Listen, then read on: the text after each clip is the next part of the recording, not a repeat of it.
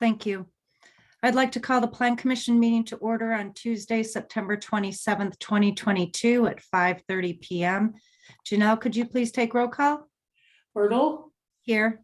Zashki. Is Rob not here yet? Not yet. Okay. Bell, Here. Gretzmacher, Here. Kane, Here. and Schmitz. Here. Is there a motion to approve the agenda as published? I so move. Motion by Gretzmacher, Second.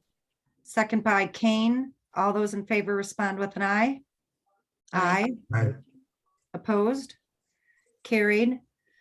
Approval of August 23rd, 2022 meeting minutes as published. Anybody have any comments, corrections, questions? Otherwise, a motion to approve would be in order. I so move. Motion by Gretzmacher, Second. second by Schmitz. All in favor respond with an aye. Aye. Opposed? Carried. Comments, correspondence, and concerns from the public. Janelle, do you have anything to review for us? There were 3 emails that were included in the packets that were received from an individual who wishes to remain anonymous and had requested confidentiality. All those emails pertain to noise issues that have arisen at time 12/11, and that business is located at 10339 Highway 57. Okay, thank you. I'd like to just say that we shouldn't be including if people are not willing to say their name. I don't think we should include that stuff in the packet. I agree wholeheartedly. So I did check with that. I did check with an attorney on that to see if they could have confidentiality, and because they are violations, that there could be retribution and that we should honor the confidentiality on it. I think if it was a normal case, no, but because there involves violations, we can. So you're aware of who sent the letters, Julie? I am, yes. Yeah. So you redacted the information? Yes, that's correct. Okay, That's correct. that's a little different. Okay. Yeah, I do want to add too, we did get another one tonight. And it's, I shouldn't say tonight, I actually printed it off tonight. It was regarding the Goki development agreement. I'll just read it now just so we have it on the record if you want. Okay. Otherwise I can wait. This was from Craig Billings, and he is with the condominiums above the Goki site. And it just says he's unable to attend Sister Bluff. So he says he's unable to attend the meeting. So he's asking that we read these into the record. He says it's not for us to debate things. It is up to the geotechnical analysis to answer the right questions. He puts Sister Bluff Estates is concerned that the developer agreement for Luna View omits the following. 1, the geotechnical analysis does not address the potential impact of escarpment removal on the stability of the Sister Bluff structures above. Will there be a significant structural impact to the buildings, the crest of the bluff, due to the disruption of removal of material and potentially bedrock from the base of the bluff? 2, the agreement does not prohibit blasting. This was agreed to in prior meetings, just not documented in the agreement. Sister Bluff is requesting that both of these items are added to the developer agreement. Thank you. And that, like I said, that's from Craig Billings. Okay, thank you. Is there anybody joining us tonight that would like to bring to the Plan Commission's attention anything that's on their mind?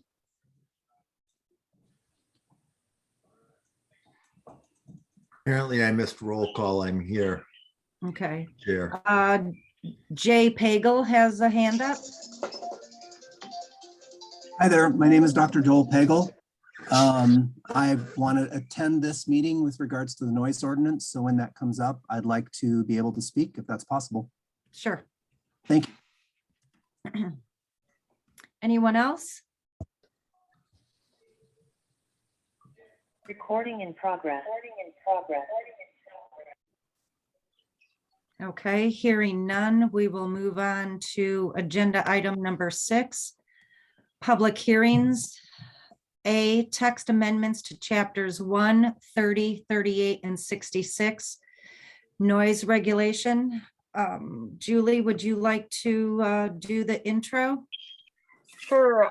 Basically, we were receiving a lot of complaints about noise, and when I would talk to some people about noise violations, they would indicate that they believed their development agreement or their permit allowed them to operate at certain hours. There was a lot of controversy or confusion on what the noise regulations were. In addition to that, before I got here, before I started in June, there had been a lot of discussion on noise and what should we do with noise? Should it be stricter? Should we be more restrictive? And there was just a direction that staff should start delving into the noise issue. After I did, and like I said, found that there were some inconsistencies in it, the Plan Commission had met several times and developed or came up with some changes that they thought would make sure that noise was fair and that it was consistent across the board, whether you had a permit or a development agreement, everybody would be playing by the same rules. And so the amendments before you make sure, the purpose is to make sure that everyone has the same start and stop times, that everyone is being measured consistently, to basically eliminate one person being treated differently from another person. So those are the amendments that you have in front of you tonight that we're taking the hearing on. When we get into the discussion later, I do have some comments that you saw in the packet. We did receive some comments, people suggesting or recommending some changes. So those will show up when we get to item 7A. That's all I have. So at 5:37, I would like to open the public hearing on the noise ordinance regulations. And anyone who would like to speak for or against or comment. Bjorn? Thanks, Denise. Bjorn Johnson, attorney for Al Johnson's Swedish Restaurant and Boutique, including Okay, Stabur. those things didn't work, but bigger problem. Okay, just waiting for whoever is mute. calling in on set up- 630-926-41, thank you, you're muted now. Please go ahead, Bjorn. Okay, thank you. So I just wanted to chime in tonight just to say that we are not generally opposed to any of the general decibel or time restrictions proposed in the ordinances, but I just want to address 3 points tonight. So number one, I think just moving forward for the bartender's sake and for a lot of our managers' sake, given that we're all Gibraltar math majors here, I think we'd like some clarity and guidance on how to do a weighted average calculation, whether that's tonight or whether that's from staff moving forward, just so we're not in a situation later down the road where one establishment is saying, hey, we calculated the weighted average this way, and then village staff potentially is saying, oh, well, no, you're supposed to do it another way. So I think we would just like some guidance on that so we're all on the same page. Maybe just examples, just something to raise right now so we can bring that to the table. Secondly, I think this is also a two-way street, because I think the goal here, after listening to a lot of the discussions over the last few months, was that the purpose of this ordinance is generally to achieve uniformity. And I think to actually achieve that, we also need to consider how the development agreements have played a role in this. And I think this plan commission should also be cognizant of potentially ending the practice of development agreements regulating noise. So I just want to use an example, like we had a development agreement that had provisions that were really different than the provisions of the zoning ordinance, which I think kind of contributed to this whole lack of uniformity problem. So I would suggest two potential solutions here. Number one would be potentially to amend the development agreement terms ordinance. So that's section 66.1525 to add a subsection L And this would essentially read something like development agreements shall not contain any noise provisions contrary to the restrictions of this chapter, whether more or less restrictive. So that way, if we get in a situation with the future plan commission wanting to regulate noise, maybe down the road, we might end up in the same situation we are here again tonight, where different establishments have requirements to their properties. So I think to achieve the goal of a coherent set of rules, we need to effectively enforce the zoning code and not just allow these development agreements to have varying terms, whether more or less restrictive. Now, secondly, if that's not something that you're open to, I think as a matter of ongoing policy, this plan commission should definitely end the practice of regulating noise in the development agreements. So I think there must be a standard form that the village uses most of the time. I know that I've seen some of the language in there, so I would suggest just looking that over and reevaluating whether or not you actually want to include that in future development agreements. So again, just with the eye in sight of achieving uniformity throughout the village. Okay, so now the last thing, and number 3, what I wanted to address tonight. So initially, this was all I was going to address. Then the agenda packet came out last Friday, and there was actually a provision on page 31 of your packets that was not included in the letters that were sent to all of the establishments via paper mail.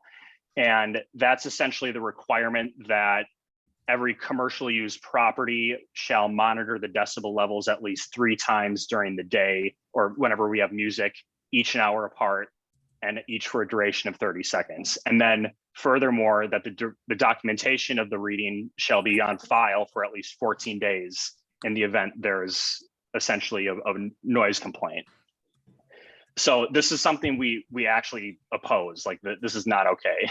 So as it's currently written, I think it's actually ineffective in achieving its goal, because nothing in the language, in the red language on page 31, permits the village to inspect the documentation. So it's really just a requirement that we self-monitor, which we're doing already.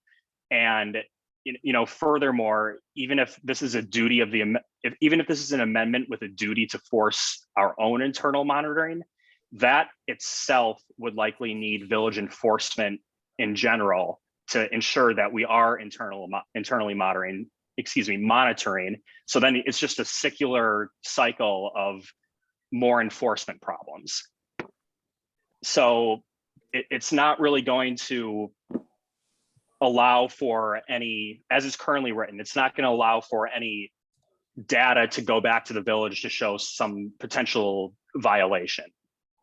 Now, if it's amended to permit some kind of inspection by the village of the records that we would keep 3 times throughout a night, I think if the language were amended to permit village inspections, I think that raises some grave constitutional issues under the 4th Amendment, under the administrative inspection doctrine.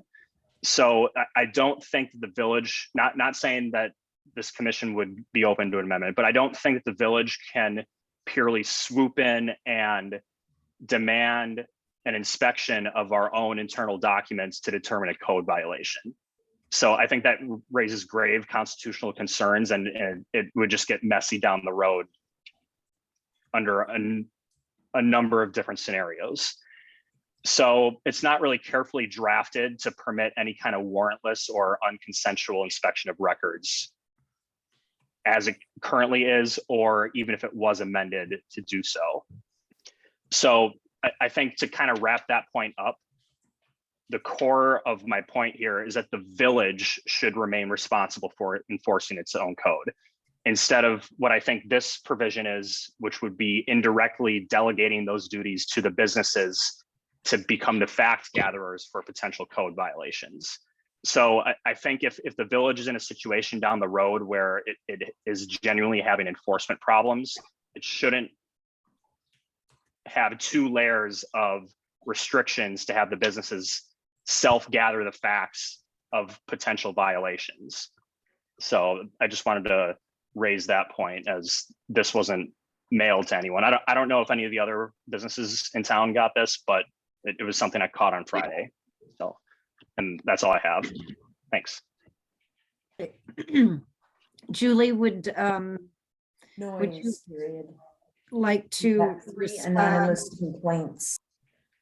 Sure, sure. So, what Bjorn is referring to is what we would normally discuss under 7A, which is since the time we published everything, we did get some comments back. And so in trying to get I don't want to say ahead of the game, but addressing those as they came in, these were the 2 comments that we had or that became issues was one of the comments was that perhaps these noise levels are adequate for the downtown business district, but not the other business districts, or in a residential area.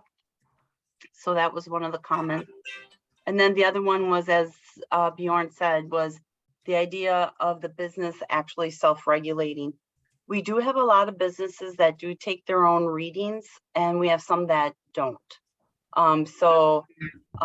This would have made sure that they were all taking it, and he's right. It says that they should keep the reading in case it's alleged that they violated it. It's not really saying they would have to do the village's self-policing, or I'm sorry, the village's work on it. It's just saying if you get accused, at least you have the documentation on file. So those were I think the only 2 recommendations that came in after that was published. Okay. Thank you, Julie. Yeah. Who would like to speak next?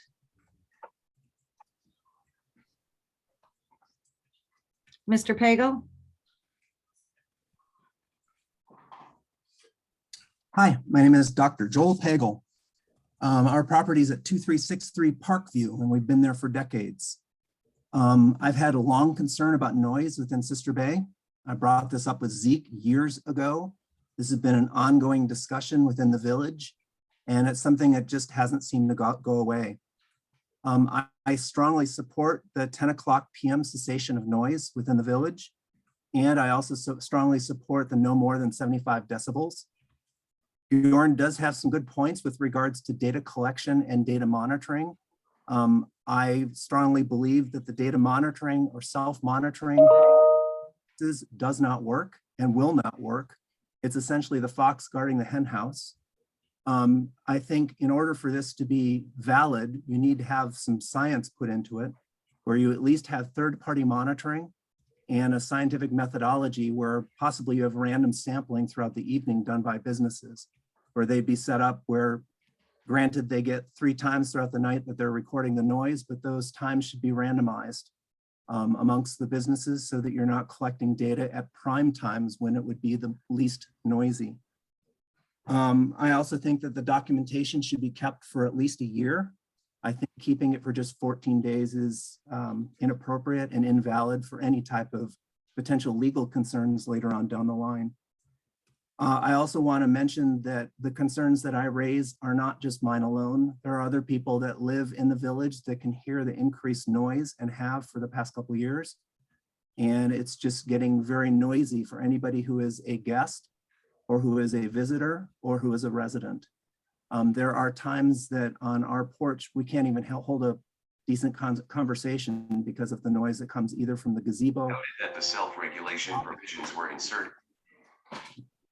Excuse me, CHOP or from ALS with the new area there. So those are my comments, and I appreciate your concern on this topic. Thank you. Who would like to speak next?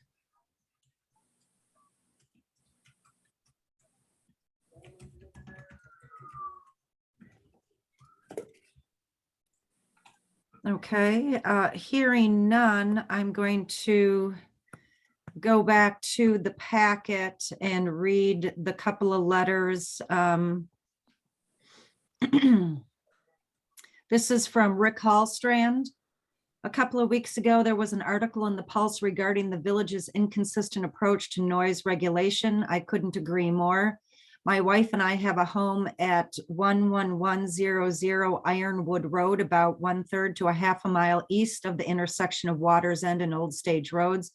Our family-owned vacation home is adjacent to ours and has been here since 1969. In recent years, there have been many changes to our previously quaint village. It looks and sounds nothing like it did just 20, 25 years ago. One of the most unwelcome changes has been the amount of noise coming from Husby's and Al Johnson's every Friday and Saturday night. It's been very disheartening to sit outside on our front porch or around the fire pit on a Friday or Saturday night and hear the thump, thump, thump from the music downtown. Part of the reason my parents originally purchased and built away from the village was for the quiet and serenity of the country. For the same reasons, my wife and I built on the adjoining 20 acres back in 2011. It's absolutely absurd that we can hear this noise almost 2 miles away. We are not voting residents, as we usually spend about 6 to 7 months of the year here. However, I'm sure there are many full-time, old-time residents that feel the same. At some point, the local residents deserve to be considered, not just the local bar owners and the weekend visitors that come here to party and then leave come Monday morning. I hope and pray that the village administration can make the necessary changes to our noise ordinances to preserve some sense of peace. Thank you. The next letter is from Harry Hybert. I am so bleeping fed up with having to put up with the noise in this village that some folks think is live music. Whether I want to enjoy the peace and quiet by sitting in my own yard, taking a walk in town or to the dock, or just sitting inside with all the doors and windows closed, I can't seem to escape it. Why doesn't this just flat out qualify as noise pollution and be fined and banned? Isn't there already some kind of ordinance against this? What the heck is the village turning into? I believe those were the only 2 letters, correct? That I'm aware of, yeah. Okay. So one more chance for anybody joining us the evening to speak for or against or comment.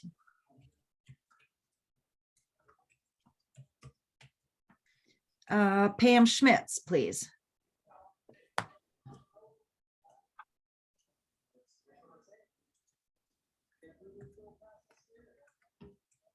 Pam, you have the floor.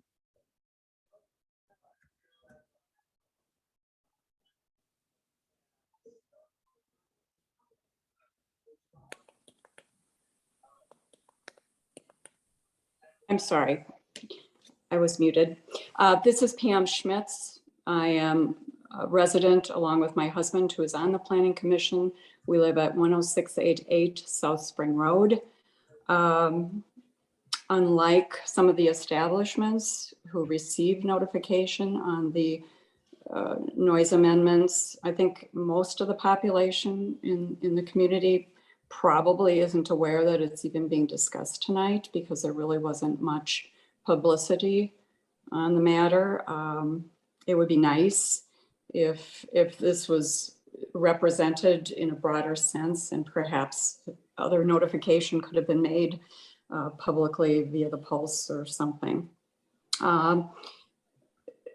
It seems that the establishments seem to have won out on the various issues that were addressed on these amendments, the noise level, the hours.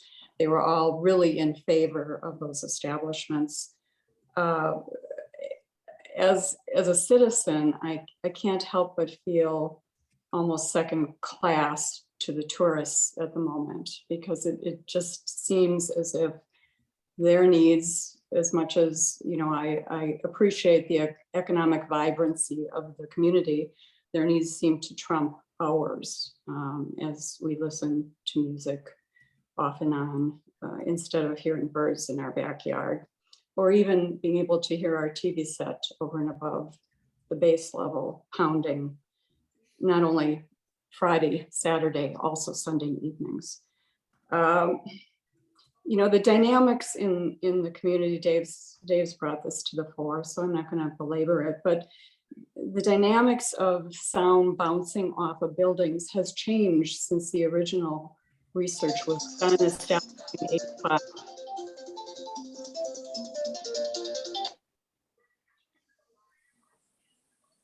Please continue. The sound just, it bounces. It's unforgiving in how it resounds, you know, having had so much development in the community and so many more hardscapes and hard surfaces. It's really an amazing phenomenon, and not in a positive way, sadly.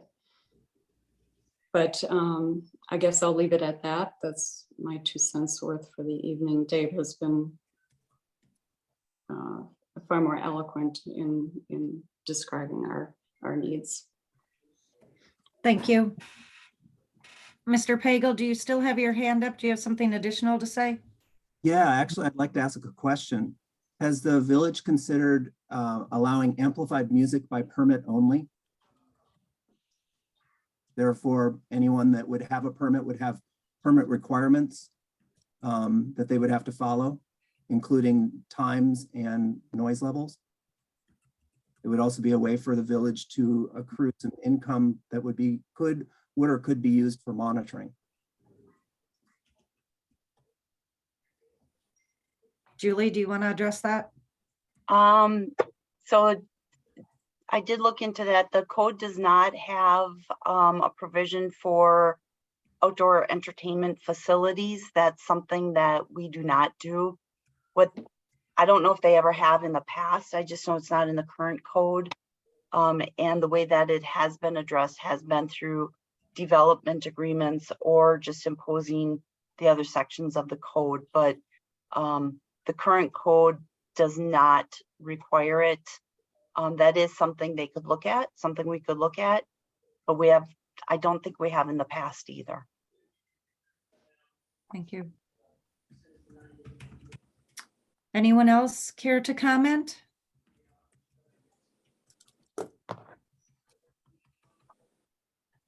Sandy, you have the floor. I'm sorry, I don't know how to pronounce your last name.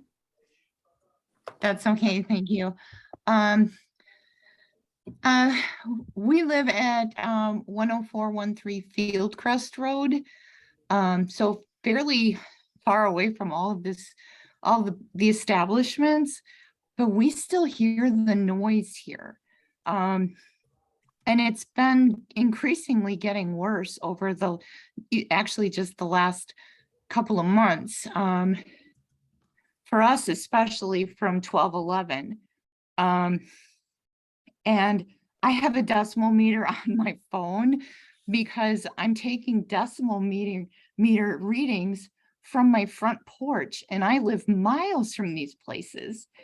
And I'm just absolutely astounded that a business can have that kind of noise level. And I've even approached them and was completely dismissed. And I was treated rudely and pretty much told that that business was doing what they're allowed to do. I feel like I've got a metal megaphone that was allowed to be built with no soundproofing, open walls, pointed directly at my home. And we're year-round residents. And I agree with some of the other comments where I feel like year-round residents don't have any say or don't have as much clout as the businesses and the tourists. So it's really disheartening. I mean, we purchased our land like 12 years ago and built our home, and here we are. My husband is retired and I work from home, and I'm so dismayed that I've got 5 acres of land in a beautiful area, but I can't sit outside or I can't leave my windows open on a weekend because the noise level coming from especially that establishment is allowed to pollute my property. And that's all I have to say, but I wanted to make sure that I made that known. Thank you, Sandy.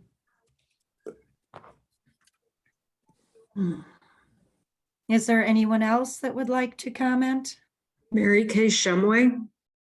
Can Yes, you please Mary read Kay. the anonymous letters? Pardon? Can you please read the anonymous letters, Denise? If they're being made a part of the record in deliberation, they should be made a part of the public record. They actually are. They're the very first couple pages of the packet, but Janelle, can you read them? Sure.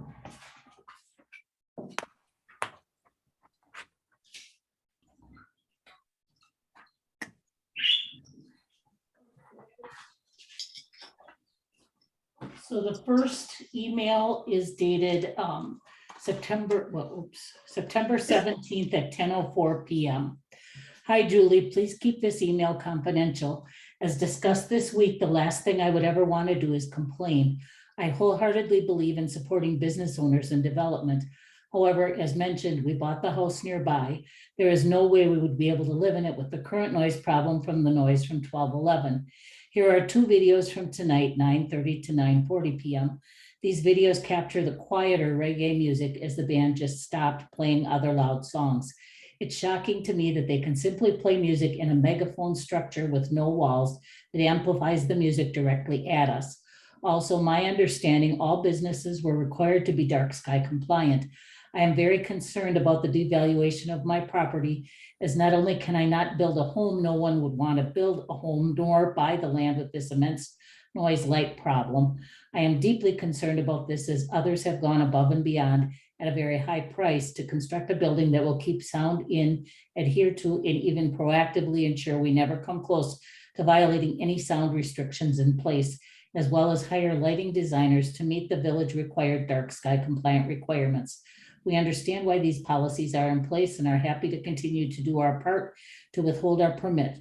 However, this current problem is detrimental to the properties as well as posing many complaints from people. I appreciate your assistance and look forward to hearing from you. Then there's an email that's dated Sunday, September 18th. Good morning, Julie. I hate to have to write once again, but last night the volume of the music coming from 1211 was out of control. I attached a video I took from our front door at 9:55 p.m. We are not even able to keep our windows open now that it is fall, and fresh air in the house would be such a welcome change. The intense volume began before 7:30 and went well beyond 10 p.m. How is it approved for a business to pollute the sound well beyond their property? Their building is ridiculous for holding events with live music. It's like a metal megaphone. How is it approved for them to build something like this with no soundproofing and two open walls? I'm certain that if the building were actually a building with four walls and insulation, that the noise wouldn't travel as it does. I would have called someone last night, but wasn't sure what the best number to call would be. Calling the sheriff didn't seem appropriate, but I didn't have many options. I called 1211 and left a voicemail, but I'm sure no one was checking voicemail at the event. Is anything being done to help residents address this out of control sound issue? Please help us understand if this is being addressed. Then the third email is dated September 18th at 12:24 p.m. Good morning, Julie. I hate to have to write once again, but last night the volume of the music coming from 1211 was out of control. I attached a video I took from our front door at 9:55 p.m. We are not even able to keep our windows open now that it is fall, and fresh air in the house would be such a welcome change. The intense volume became before 7:30 and went well beyond 10. And then it's basically a lot of the same comments that were in the previous message. Thank you so much. Is there anyone else that would like to comment? Denise, is it okay if I speak for a second?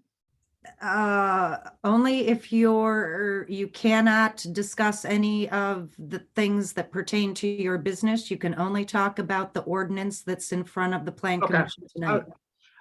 All I really need is Janelle or Julie to just forward me the people that need to talk to me. That's really it, and we'll do our best to get a solution for everyone. Thank you. Is there anyone else?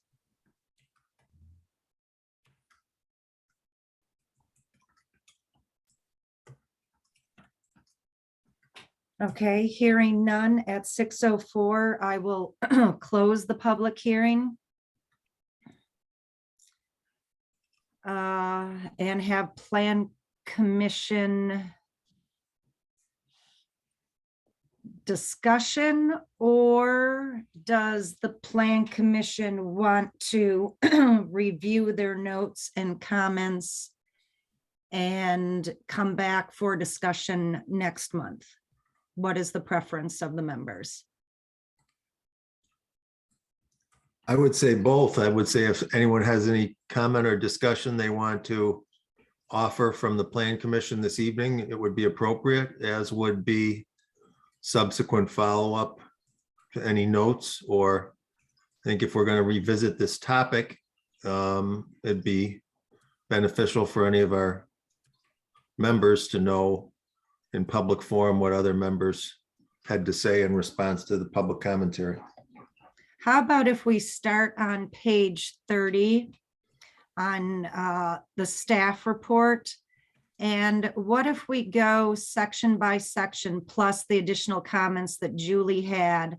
And we can see if there is general consensus section by section on what's being proposed, and maybe what we need to discuss further.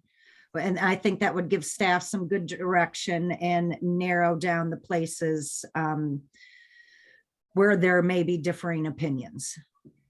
So is that all right with you, Julie? Yep, that sounds good. Okay.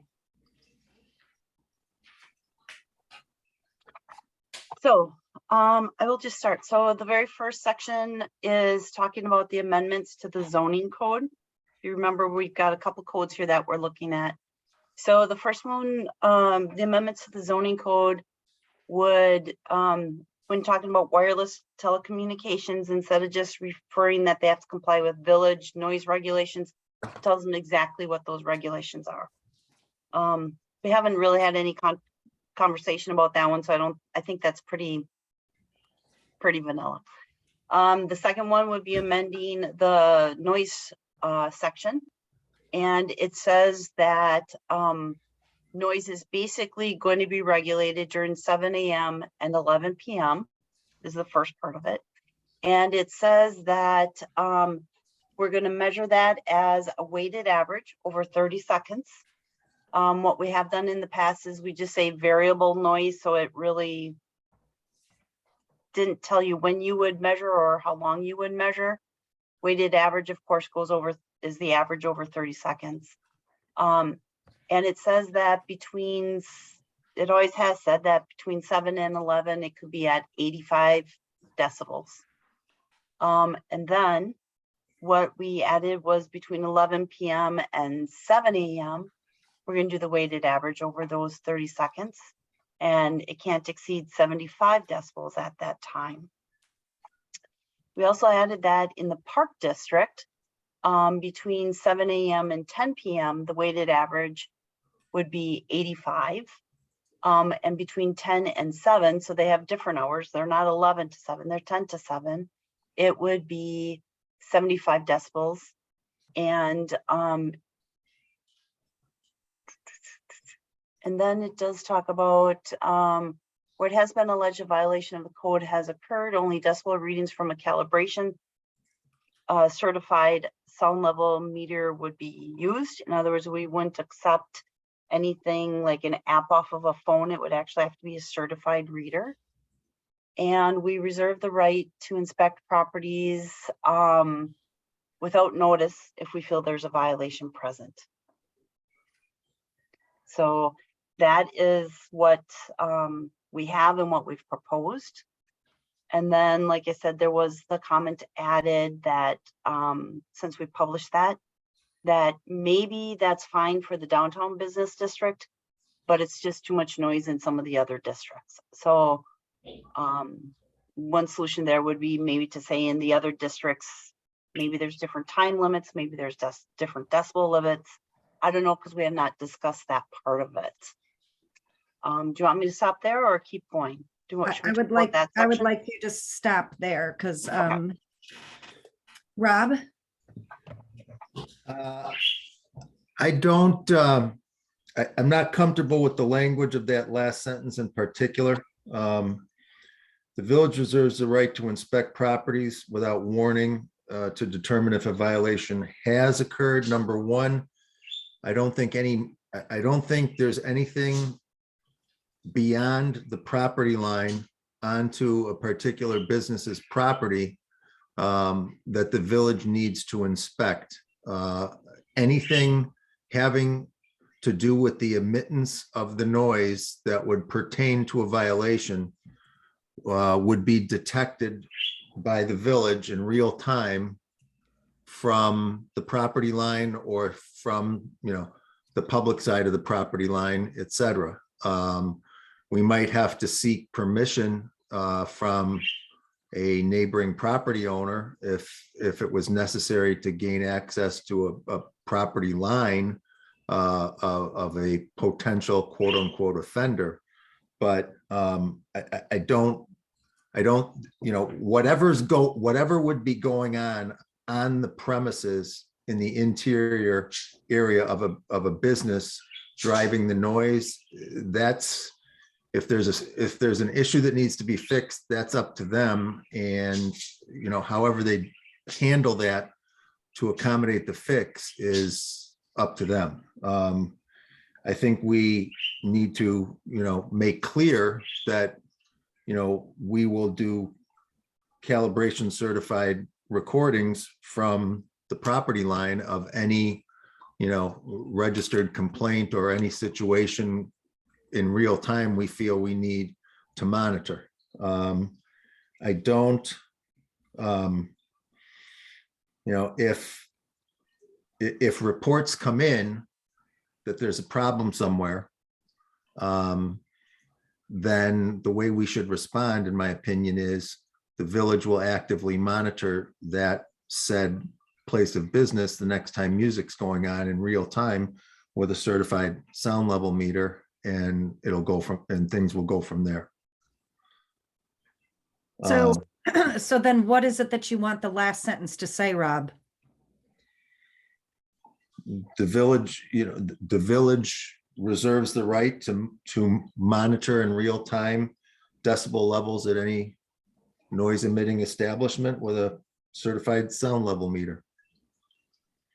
And if we need to put something in there about if, the village will seek to gain permission from a neighboring property owner if necessary, something to make clear that as earnestly as possible in real time, we would be from the appropriate place monitoring where monitoring where complaints have come in. Okay, Julie, did you take note of that or get that wording roughly?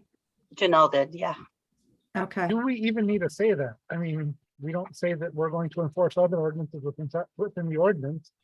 I feel like that's a lot of verbiage and particular things mentioned there that don't really need to be there. What's your opinion on that? Nate, there's something a little obscure with your sound. You're kind of muffled.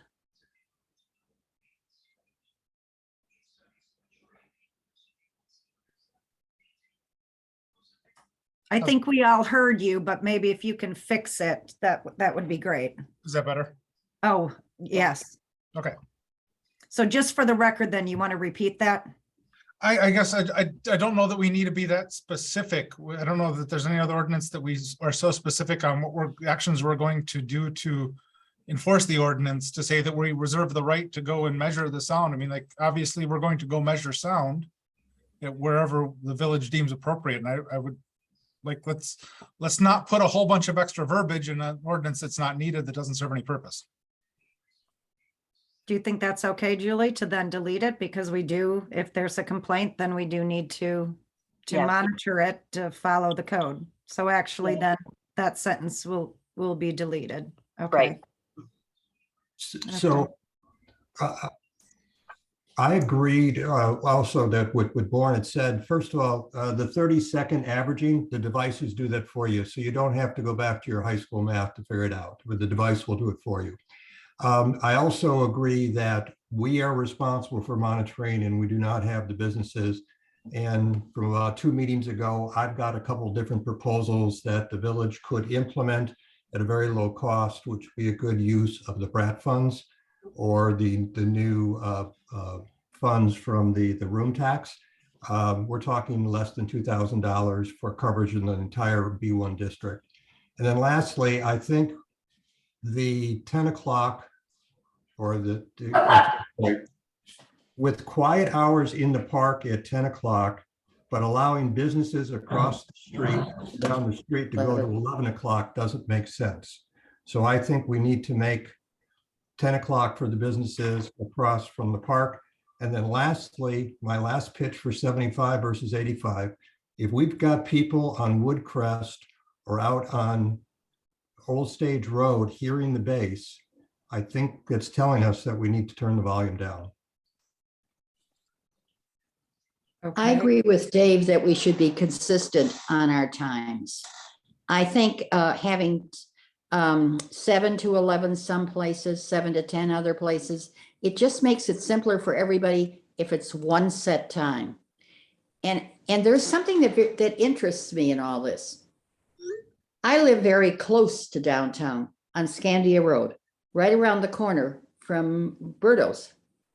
And I'm out in my patio, which faces Scandia all the time. And I find it interesting that I'm not hearing all this noise. If there's a band at Stabor or a band at the Boathouse, if I hear anything, it's intermittent, it's not consistent, and it's not loud. So there obviously is a difference in where it bounces off. And that's why I guess I'm more interested in seeing a consistent time level for music. I also, to David, to your point of they can hear it out at these various locations, and to touch on what you said too, Marge, is we can regulate it at the source. We can't say how it's going to propagate out. There Right. are times where there just depends on the atmosphere conditions. I mean, Denise, I know you were part of the board as we heard about this way more than we ever wanted to. It's not just the source, it's all the other atmospheric conditions that happen there. But there's times where I can hear music inside my house and I think, gosh, that's awful loud. But then there's other times where I can't hear anything even outside, but if I go drive downtown, there's the same amount of sound coming out there. So there is conditions beyond the establishment's control. So I think that, I don't know if you follow what I'm saying, David. I'm not saying that we shouldn't regulate it. I just think that we need to be careful, or we just need to be clear on what it is we're looking at, because we can't control how things propagate day to day. If, can someone help me remember that in original conversations and maybe some subsequent lately, that why 75 and 85 were chosen?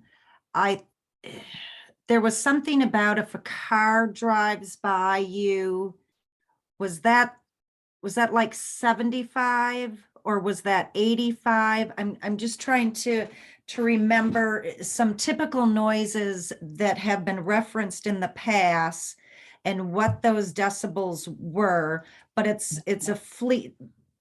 was a fleeting moment. Does anybody?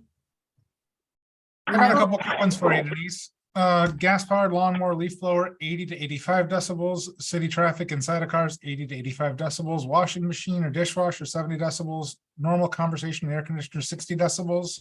I'm sure Julie's looking up others right now.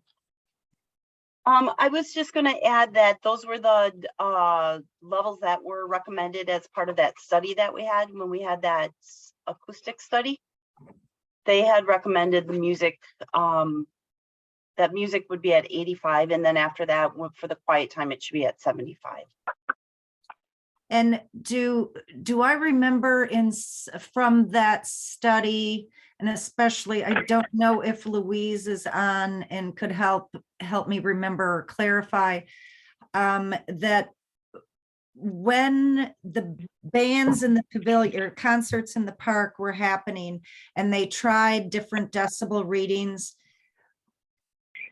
was 75 difficult to hear, or was it when they tried 65? What was that testimony at that time, Louise? Do you remember? I do. So this would have been 2019, and that was when we had a sound engineer there for each one of our concerts. And as you know, we take decibel readings at each one of our concerts, and we take them 2 or 3 times per performance, and we take them from the edge of the property as the ordinance provides. And I would tell you that it really depended on, it was 75, by the way. And I would say that it really sometimes depended on, as many people have here have attested to, it always depends on the band, first of all. And it also depends on the wind.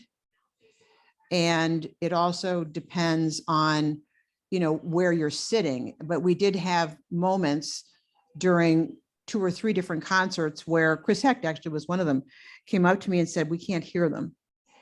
You know, but we were bound by 75, and that was the deal because we were working on it with, at the time, the Sister Bay Yacht Club condominiums. But yes, there were moments when people could not hear. And there was one moment when, in order to hit 75 decibels, we literally had to almost turn off the speakers. So again, there's quite a bit that affects sound, as everyone on this, pretty much everybody on this call has attested to. It's a funny thing. Even the sound engineer that we worked with all summer agreed to that. Okay, so I'm just gonna throw something out here. So when it was at 75 and it was difficult to hear, Chris Hecht stated, and the park is large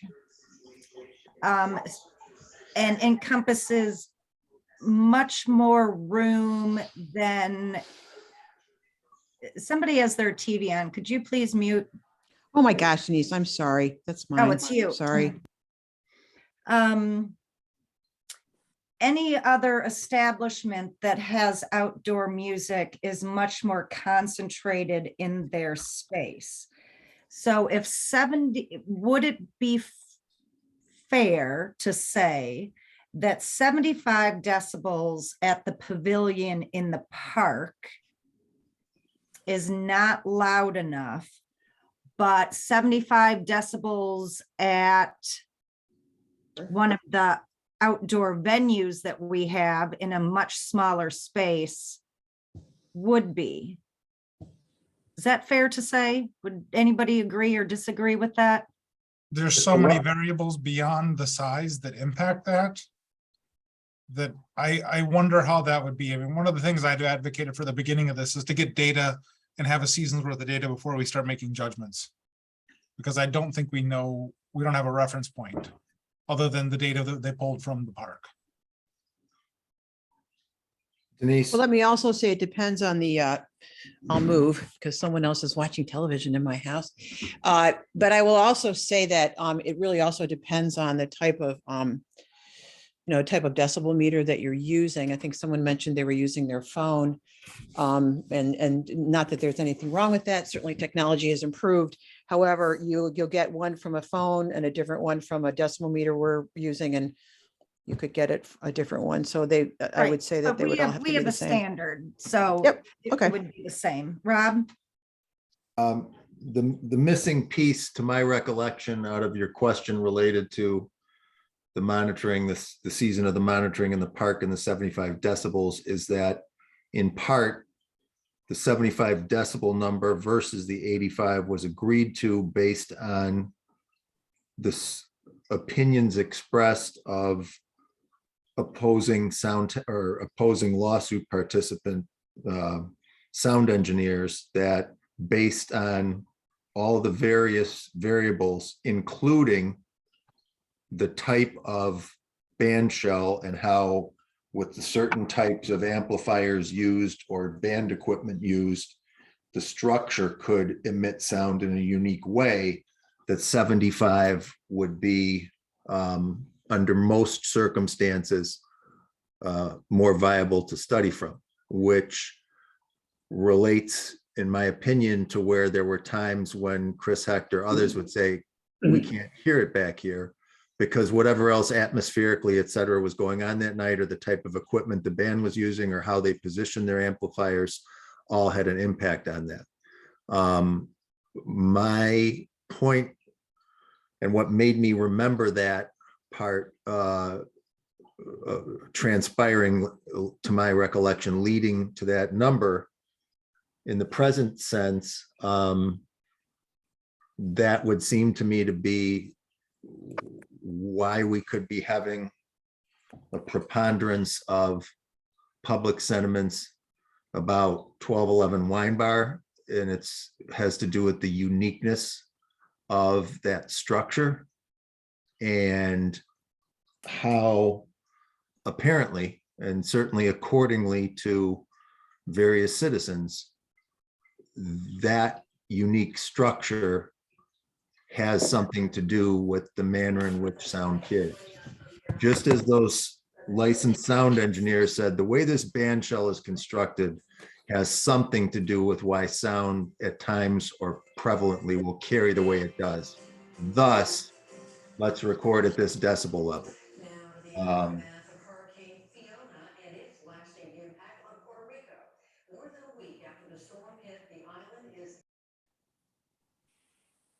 Okay, thanks, Rob. So does anybody else have anything that they'd like to comment on this section? Does that include page 31, Denise, or just in general? Let me go back to the. Because we kind of stopped at referencing page Yeah, 30. no, we're only talking about the number 2 on page 30. That's all we're Okay. talking about right now. Okay, thank you. Okay. So far, just under number 2, what I've gathered was delete the last line that says reserves the right. I heard support for making it 10 o'clock uniformly instead of 10 for the parks and 11 for everybody else. I didn't hear any comment on maybe some zoning districts should have different levels. I do agree other zoning districts possibly should have different levels. This won't be popular to say, but I think it's a fact.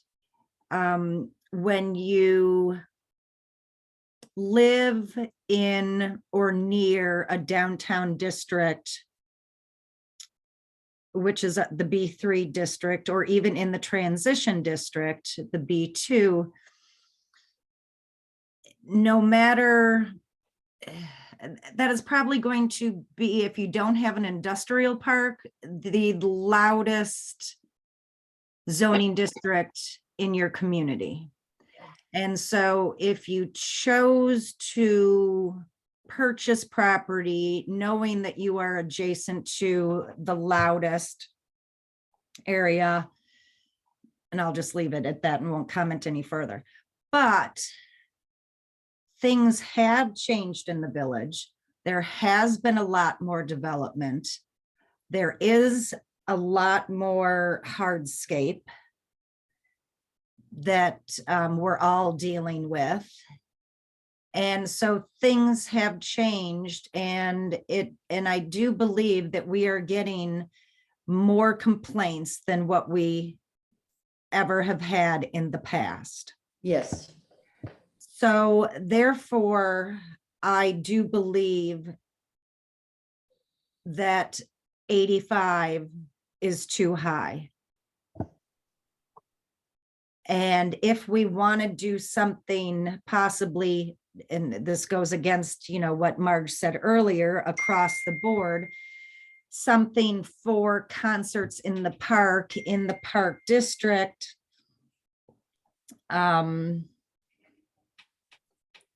we can have that conversation, but to not be able to have your windows open, to not be able to enjoy your patio, your outdoor space, that's really not fair. And I don't know if reducing it to 10 p.m. and 75 decibels will solve the problem. And this is certainly a position that I didn't think I'd be having right now. But as somebody stated, I think in one of the letters, it is noise pollution. It is. And just as if we had an industrial park and there was a smokestack and it was, whenever the wind blew west, you couldn't breathe the air, or it was interfering with people's outdoor spaces and lives. I guess we could try. I'm not saying it's going to be a solution. I think that no matter what, we will have people complain. If you work all week and you have weekends off, to be in the serenity of your own home in your backyard on your time off from work should be a place of peace to a certain degree. And if most of the I think there's music almost every night somewhere downtown, but to have it every weekend, knowing that you can't even enjoy your own space, that's kind of sad. And I think that's all that I have to say, Rob, and then Louise. I understand and respect the point you're making. I think that using that as a frame for developing or refining an ordinance is singling out one condition that in the homeowner or the resident's perception ruins the serenity of their home. I'll give you an example. I completely get where you're coming from, and I don't dispute anyone with similar stories about how they feel that their serenity's been disturbed. For instance, we heard from one citizen this evening who mentioned that for them, the noise prevented them from sitting outside and enjoying the birds. I can tell you that for 17 plus years as a resident, getting a rare day off during 6 months of the year, I've, on less than the fingers on one hand, had an opportunity to enjoy the serenity of my yard watching the birds. I could do that on a particular weekend in September, and was one of the reasons I looked forward to September. And now, 2 weekends out of the year in September, there'll be hundreds of bicyclists riding by, causing the birds to not come and causing a ruckus out there. Now, that's reality, but in my opinion, it's a reality I have to accept, because, that's the way, in part, the village is changing. There's enough interest in that we have a majority of people embracing the idea for such. I think, the other thing I would say is, I think there could indeed be value and merit of ultimately saying 75 versus 85 decibels makes sense, but to Nate's point, based on what? We could, we should endeavor to do our own analysis of, whatever decibels are on the books, and see from all the various establishments emitting noise, which is primarily music, from various angles of the property lines, we as a village could determine exactly where is the noise carrying, to a disturbing degree, and then what are the actual readings there, and then come with some sort of a decision. Okay. That would be my point. I think you're going to have there's places now that keep it to 85 and they're not causing the sound that people mentioning sound are mentioning, and this is not in any way disrespectful of people who have voiced concern over this, but it's a symptom. We hear from the same people repetitively because the sound gets driven from certain areas repetitively. And all one has to do is listen to those comments and know where they're at, and know if they're not describing it themselves, but they're usually doing a very good job of describing it's from this place that it's a problem. So ultimately, are the places where it's not really a problem from, why should they, lowering it could cause them to have a situation where, yeah, there's 100 people that say, I can't really hear it like I used to. So I think that's all stuff we have to consider. And if we're going to consider lowering what's on the books,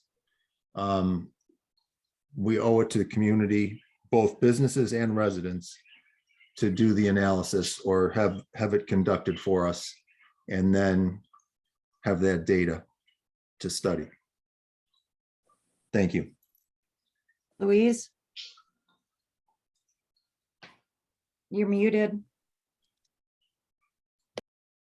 Oh, sorry. Let me just say, I am a resident of Sister Bay. I live near the Baptist church. Occasionally I do hear Husby's. I will say that it doesn't bother me, but so what? I do hear it. But let me just, I would like to remind the commission, the Plan Commission, that in 2018, I believe, the village trustees came to the Sister Bay Advancement Association membership, 165 businesses, to ask us to support the Premier Resort Area Tax. The Premier Resort Area Tax we were eligible for because in excess of 70% of our revenue comes from tourism. And we supported it, and the businesses still support it. So I'm speaking really as the community coordinator for the Sister Bay Advancement Association. We advocate and speak for 165 members. So what I'm saying is that it's always going to be a trade-off.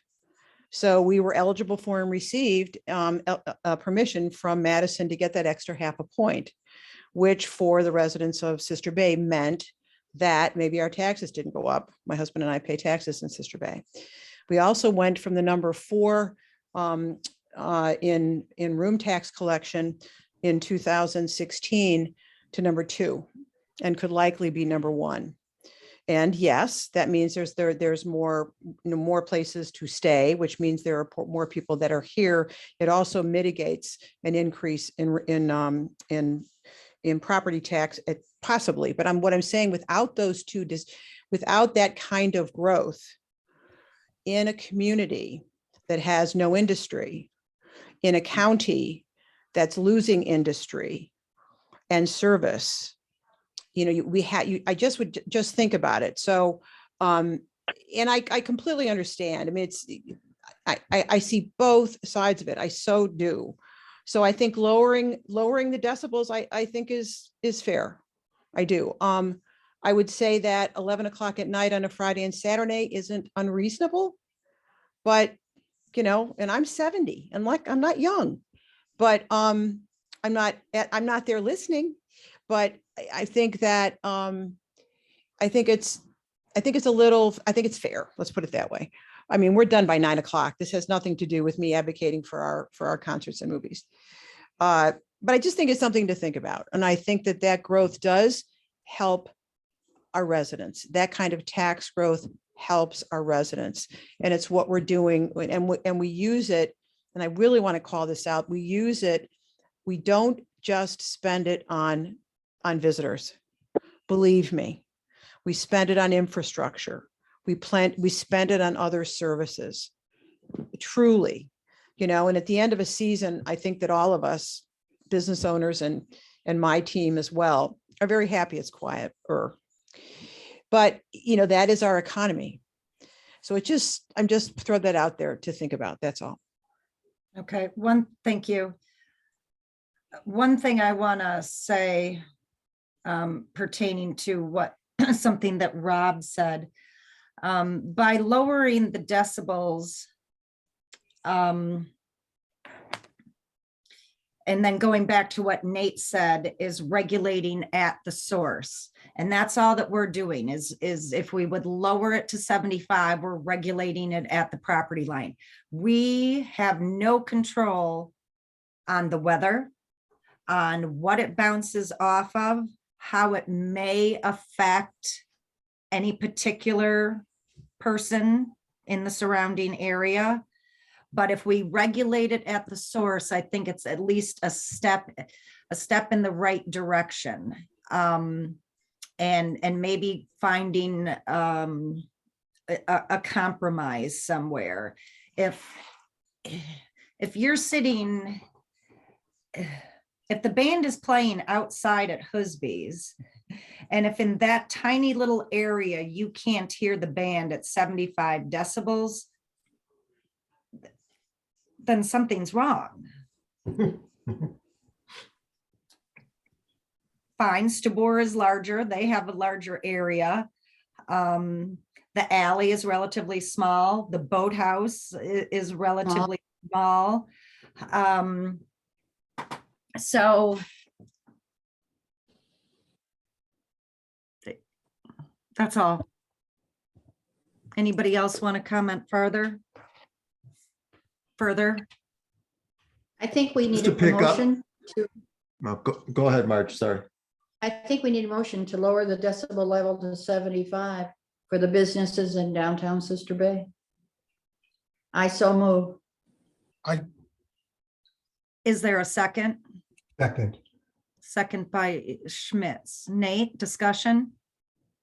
I think that whatever we do, we should set in place for 1 year so that we can You should revisit say- this. Can't hear you, Nate. Let me see here. Can you hear me now? Yep. Okay.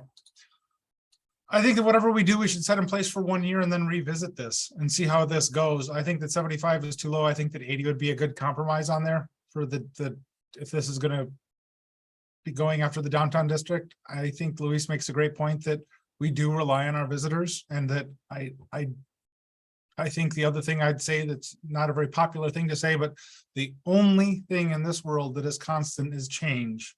And simply because something isn't the way it was 20 years ago, just means it's part of the world. All we can do is hope to manage that change in the most positive way possible.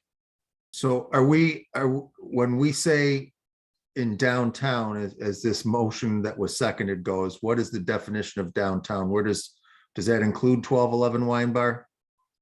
No, it would be the B3 district. Right, then I can't support personally what was offered. You've got numerous complaints that have come through about one facility with a entirely unique structure that emits and apparently, according to many respondents, causes sound to carry in a manner that it doesn't in other areas. And Well, that could be a separate motion and I was additional verbiage in item number 2. Actually, Could we look at that Marge? separately, please? Yes. Marge, that particular clause that I think you motioned pertains to all districts, did it not? No, I did say the downtown district. You did, okay. Meaning the Yeah. B3 district. The other is a separate issue, I feel.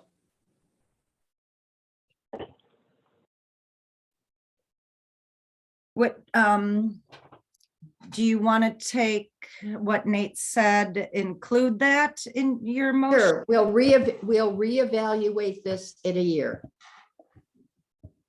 And that's all right with you, David? Yes. Okay. Any other discussion? All those in favor Or- respond with an, what, Ron? Are we going to go back to 12:11 or 11:12? Yeah, we're not done with this section yet. Okay, We all still right. have to talk about the time and then other districts. All those in favor respond with an aye. Aye. Aye. Opposed? Opposed. Motion carried. Okay. In light of discussion, it does say that they can play, or maybe there should be a motion either confirming or changing the 11 PM for outdoor music in the B3 district. So do we want to keep it at 11 or is there a desire to change it to 10? Either way, I think we need a motion. So it's very specific in item number 2. I would make the motion to change it to 10 o'clock in the B3. Motion by Schmitz. Is there a second? All right. Okay. Motion failed. So then hearing that, I'll just make a motion that in the B3 district, outdoor music can be played until 11 PM. Second. Motion by Berto, second by Gretzmacher. Further discussion? All those in favor respond with an aye. Aye. Opposed? Opposed. Motion carried. Okay. Other districts. Denise, Yes, before you move on, can I just get clarification? yes, So in the B3, there's no longer an 85-75, it's just 75 across the board. And outdoor music must stop at 11. yes, Okay. And we'll reevaluate in a year. yes. Right. Okay. All right. I would motion that we address all other districts in the same manner so that we have a uniform policy throughout the village.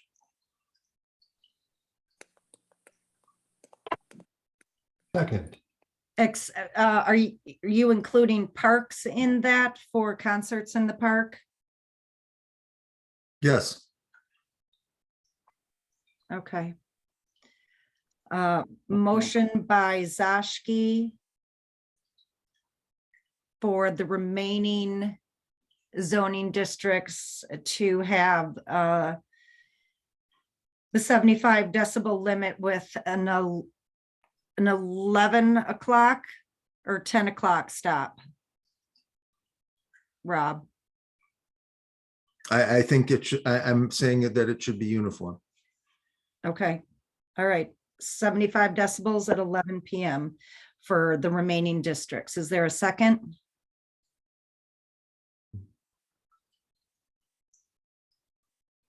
Okay, motion failed.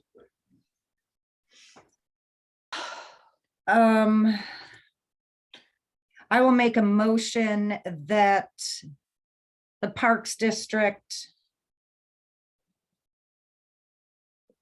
may have a limit of 85 decibels.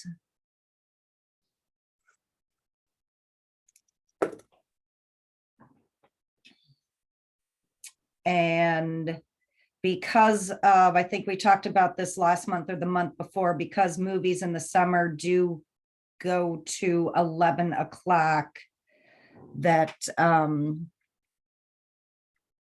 they have an 11 PM. It's one Wednesday a week, if I'm correct. I'll make that motion. I second. Motion by Berto, second by Gretzmacher. Discussion? I believe the movies are on Sundays. At 10.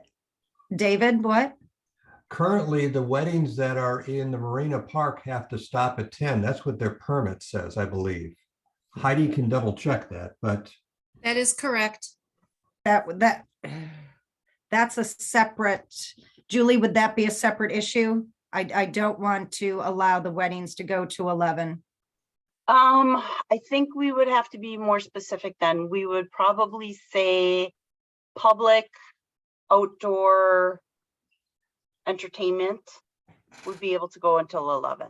How about Sister Bay Advancement movies and concerts can go until 11 with an 85 decibel? That's a That would specific. do it. Okay, Yep, that would do it. all right. So what we had previously was the 11 o'clock exception on specific Sunday nights when there were movies, correct? Yes. And we had, what was the recognized shut off time for music? 9. Well, we agreed that it would be 10 o'clock. Okay, so we're proposing now. Okay, so then, yes, with, I remember that now, Rob. Okay. All right, so let me, Marge, can you rescind your second? Rescind my second. Okay, I rescind my motion. Okay, so we will do 85 decibels for SBA concerts and movies, 10 PM hard stop, except when on Sunday night, when they have movies, 11 PM would be their hard stop. Second. Motion by Berto, second by Gretzmacher. Any further discussion on that? All those in favor respond with an aye. Aye. Aye. Opposed? No, Opposed. Motion carried. Okay. Let's make a motion on, or have discussion on the B1 district, which is along the highway down 42 and 57. What is the pleasure of the commission? Wouldn't that be the same as B3?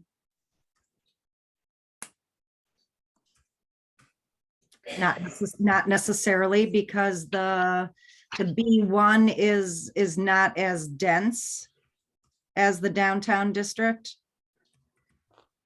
There is more residential in the B1 or surrounding it. It's whatever anybody wants to make a motion, and we'll see how it falls.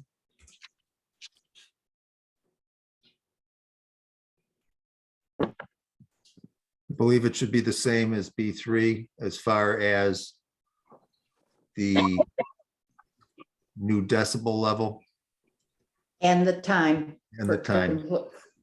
I agree. You make Okay. that motion, Rob? Yes, I motion. Yes, I second. Motion by Zashki, second by Gretzmacher. Further discussion? All those in favor respond with an aye. Aye. Aye. Opposed? no. Motion carried. Is there anything else we have to address in that section, Julie? Yes, so what I'm hearing is we have special rules for B3, B1, and parks. And all the other districts will still be able to go to 11 o'clock and 85 decibels. So we have the B2 transition, correct? Yep. We Which have I- B2 transition, you have countryside, you have institutional, single family, multiple family, large lot, and small lot residents. So the B2 transition then should also be the same as the downtown district, I believe. Most likely in countryside and all the residential districts and institutional. It would just, even though they would not be having outdoor music. We still need the criteria for a noise ordinance. I would move that in all of the non-B districts that we haven't talked about, so that would be the countrysides and the Rs, that you have 75 and then a hard stop at 10 o'clock because it's residential. And including institutional. Correct. Okay. Is that a motion, David? Yes. Okay. Motion by Schmitz, Second. second by Kane. Further discussion? All those in favor respond with an aye. Aye. Aye. Opposed? Motion carried. Okay, and then if we agree that the B2 transition should be the same as the B3, 75 decibels with an 11 PM stop time, I'll make that motion. Second. Second, motion by Berto, second by Kane. Further discussion? All those in favor respond with an aye. Aye. Aye. Opposed? Carried. Does that address everything you need, Julie? Let me just see here real quick. So I take it we're not gonna have people require them to monitor themselves. The other things we're just gonna amend the nuisance ordinance to make sure noise shows up as a nuisance, so they can be subject to the nuisance ordinance. And we're gonna we're gonna add them to our schedule of penalties or things you can get a citation for. Okay, And then in the Parks and Rec section of the municipal code, we're gonna change that as well. So the Park and Rec section of the municipal code had talked about quiet hours, and we had changed it at the last meeting. I'll have to revise that to reflect what we just talked about right now to make sure Okay. SBAA is exempt.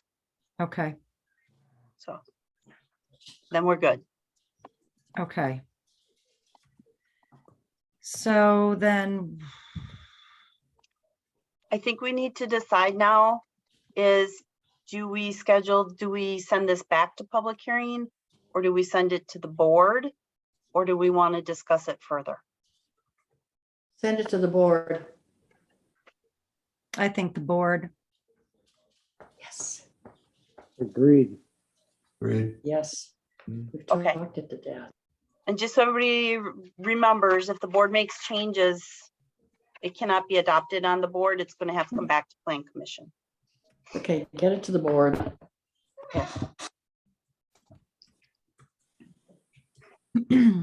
okay. Where are we on the next agenda item? So public hearing on the Park District text amendment. So we have to have the public hearing on that, Okay, which would be 6B. why do I have 7A2?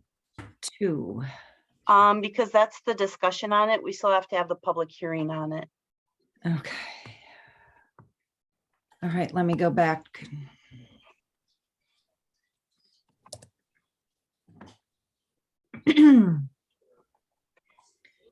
Okay, first of all, Julie, why don't you take us through that, please? Sure. So this came about when we were working with an application on the Historic Society property, and they wanted to proceed with a project out there, and we're really limited and couldn't proceed with the project because the open space rules were so restrictive out there. I don't think anybody realized it when the code was set up, but the code says you have to look at all floors of all buildings, and that impacts your open space and your parking. We don't do that in any other district, so I don't know why it was actually put into that district, but it definitely has caused problems in limiting what you can do on a Parks District property. So the proposal was to amend the code as you see in front of us, to say that you're going to look at the footprint of the building, when you're looking at open space, not the floor area, which is what we do everywhere else. So that's very consistent. And then it was saying that instead of saying that that couldn't cover 20%, we said it could not exceed 25% of the lot.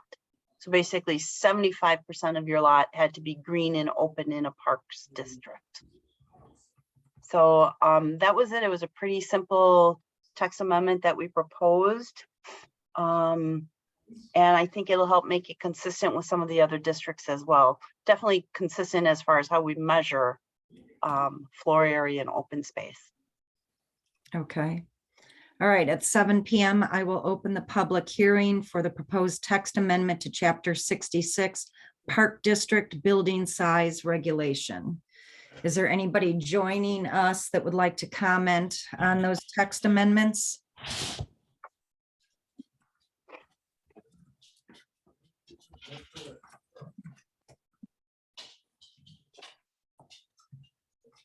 We did not receive any correspondence pertaining to this, correct? Just hold on, let me see if I have one. No, we did have somebody write. I don't think it was something that was supposed to be forwarded to the commission, or they didn't say it was, but they did write saying this was just our way of prohibiting the village hall from being renovated, which isn't true. So, but they didn't say to give it to the plan commission, so I didn't put it in the packet. Okay. Okay, seeing that nobody wants to comment on this at 7:01, I'll close the public hearing and open it up for plan commission discussion with the verbiage being on page 35 of the packet.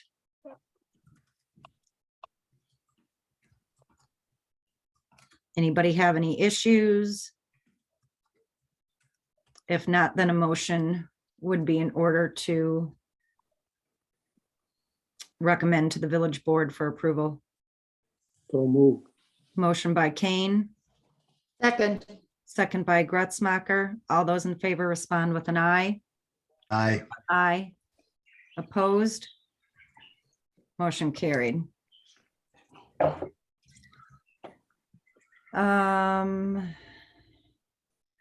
Item 6C, proposed 4-lot CSM for Jerry Zog and Youngworth Court and Sunnyside Road. Julie?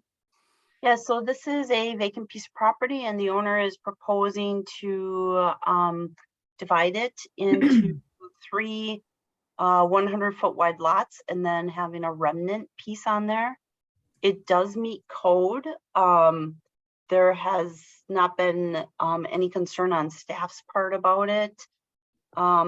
We did note today that, you know, when this goes before the board for final approval, we should actually have the interior of the lots dimensions put on there, and the surveyor is fine with all that. We have had some calls today regarding the proposed use of the property. People wanted to know what it was going to be used for. I think that would reflect whether they would comment on it or not. But the reality is this is being processed under the subdivision ordinance, so we don't look at land use. We say, does it meet the code requirements? And if so, then we proceed with our review. I did, however, talk to Mr. Zog, and these are for workforce housing, basically for single family homes. They're not meant to be a condo or short-term rentals or anything of that nature. Okay, at 7:04, I will open up the public hearing for the Zog CSMs. Is there anybody joining us that would like to comment on the proposal?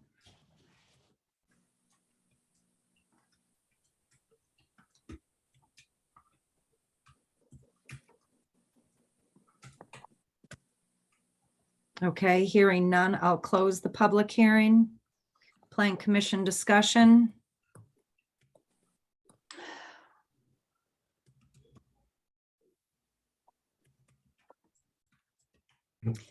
If there's no discussion, then a motion would be in order to recommend to the village board for approval. I so move. Motion by Gretzmacher, Second.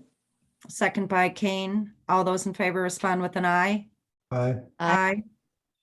Opposed? Motion carried. Okay. All right, item number 7. A4. A4. And what page does that start on? Just real quick. Staff report starts on page 40 of the packet. The revision to the text starts on 44. Okay. Okay, so we held the public hearing last month. I think we had received a couple of letters and one testimony. Is that correct? Am I remembering that correctly? I believe so, yes. Okay.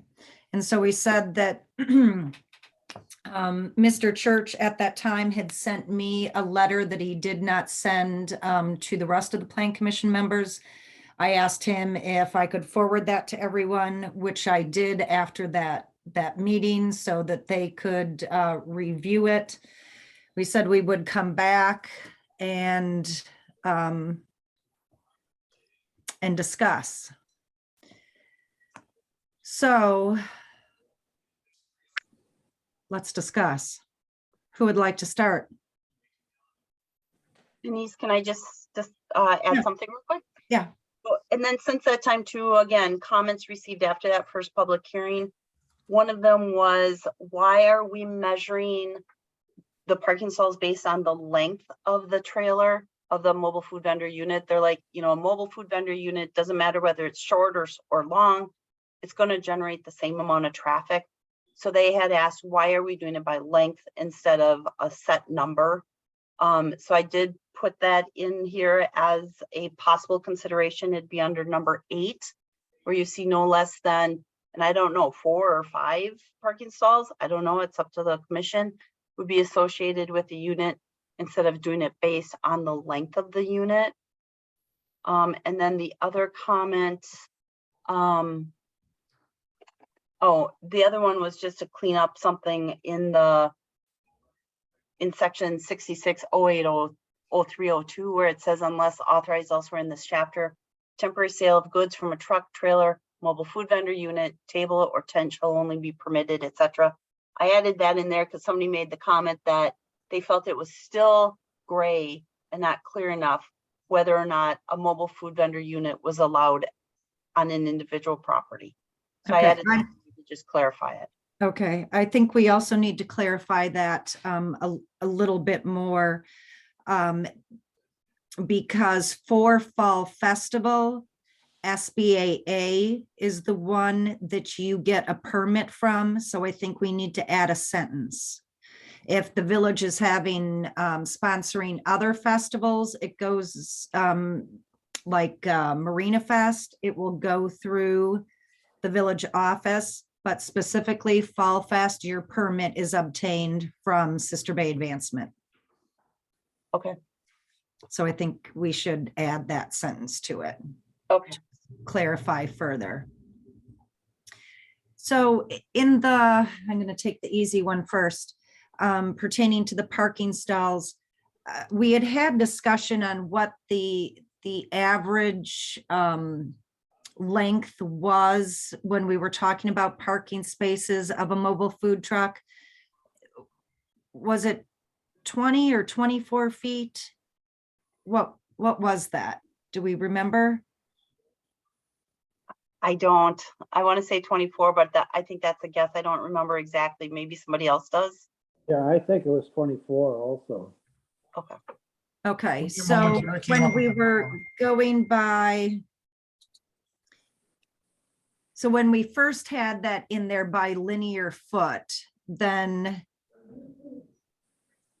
it was like 3.5 parking stalls per that length.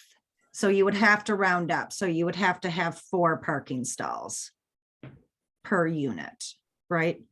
So when Julie wrote in here 4 or 5, What is it that the plan commission feels is appropriate? Still sticking with the 4, increasing it? 4 is fine. They don't need more. Well, Food trucks, people come and go. I wanted to go this, I know the parking is specific, but as this is written, are we still saying it has to be a food court, or are we going to allow, if Lampert's wants to bring a food truck in, are we going to allow that? The answer is no, they would still have, they'd have to meet the requirements for a food court and get a conditional use permit for a food court. I think the answer is yes. If they meet the criteria, Lampert's could have one. The old Shopko building could have one.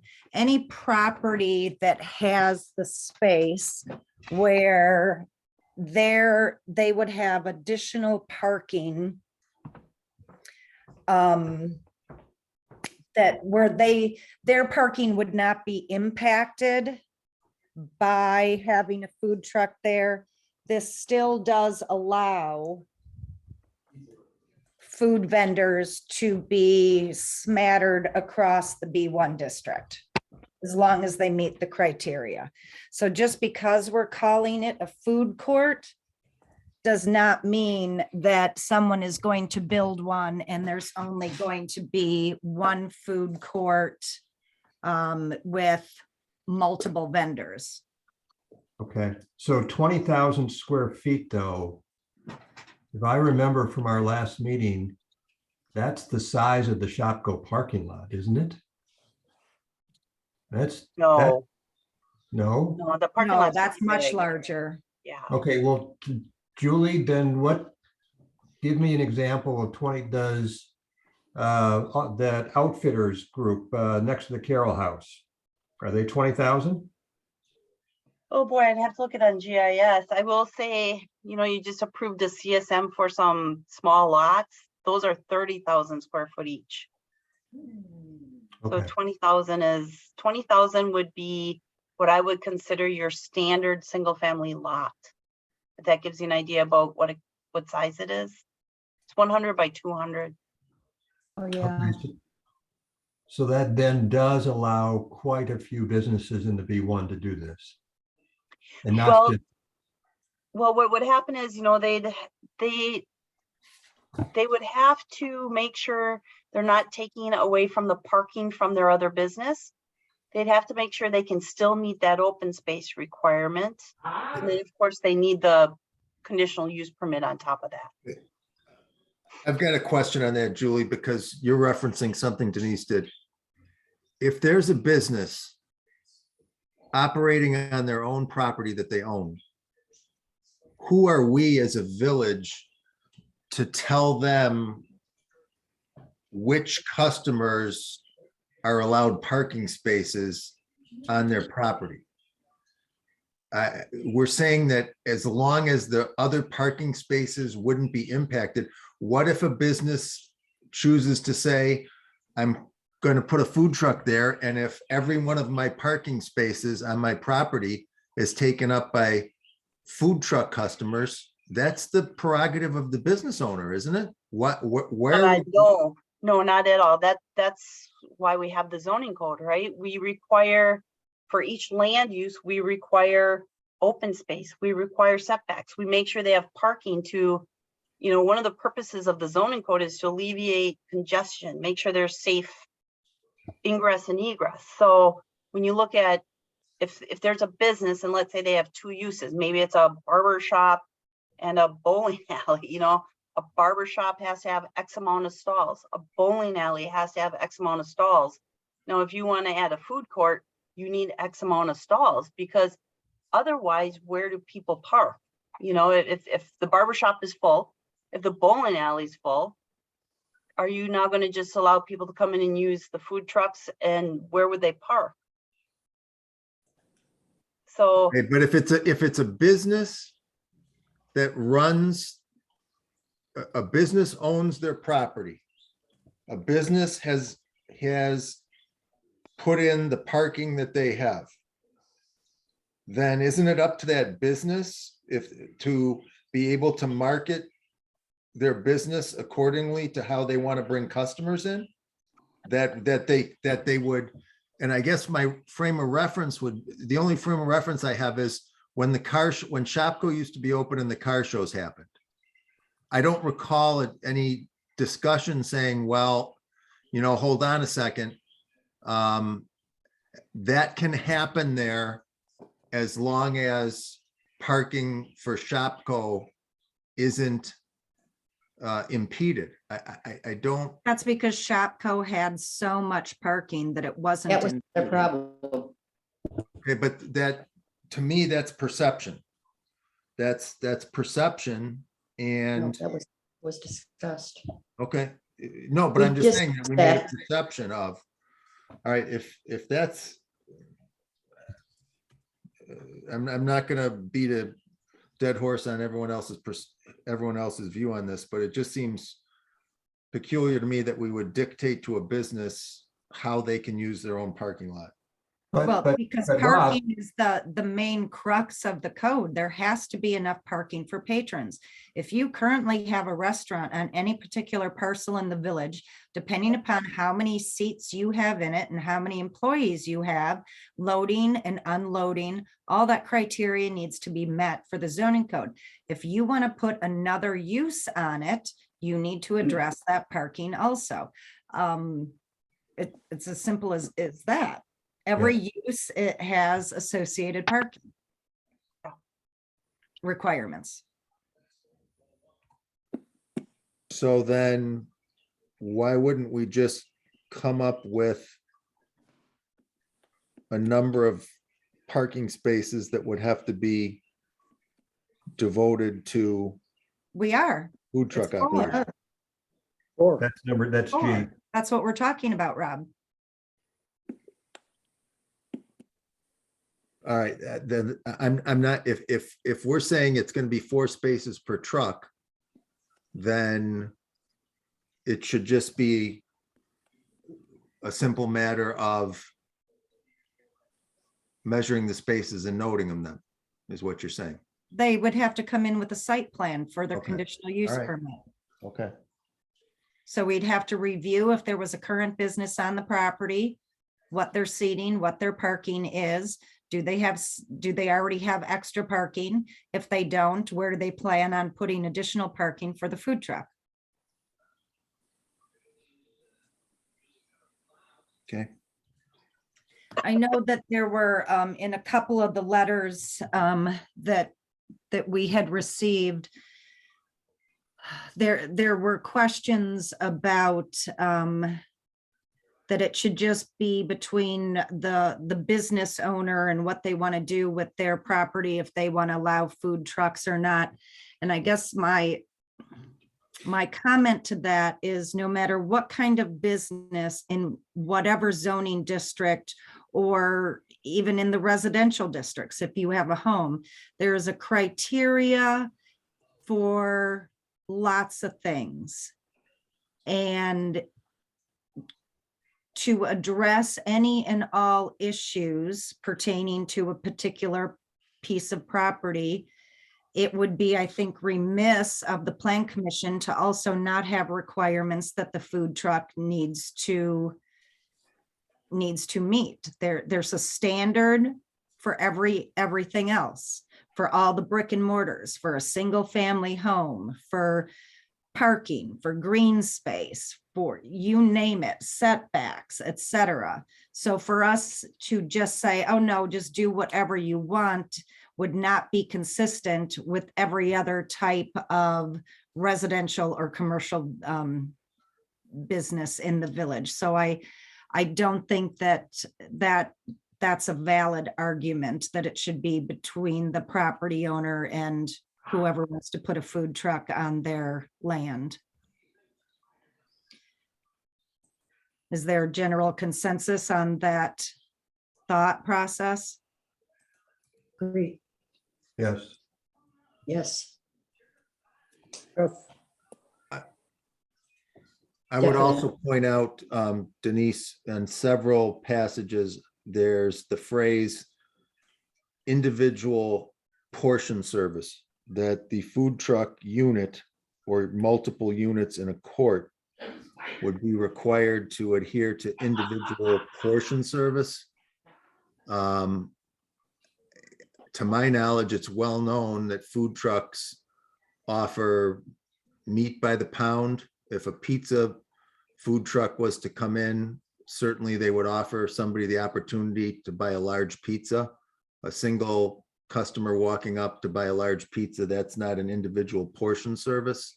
That phrase troubles me, and I'm not sure what it's trying to account for, but I don't think we should be saying they have to sell things in individual portion service type containers or whatnot. Julie, can you address that? Yeah, if I remember, I think that came from a state code somewhere.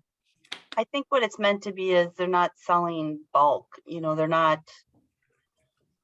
like a restaurant. I think you could go in and you could probably order, I don't know, maybe like a catering business or something. And this is more to be like whatever we can prepare on site at that time is what we prepare and sell. I don't know. I just know, like I said, I think that's where we got that definition from, was from the state code when we were working on definitions. Seems so long ago. It's hard to remember exactly where it came from. Well, could somebody check that out quickly so we have a definitive answer? I So mean, we what could take so it what out. you're we can saying is amend it.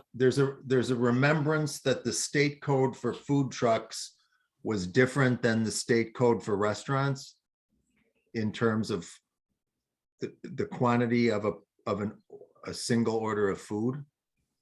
What I'm saying is the definition for food trucks, if you want to use that term, is different than a restaurant. Yes, it is.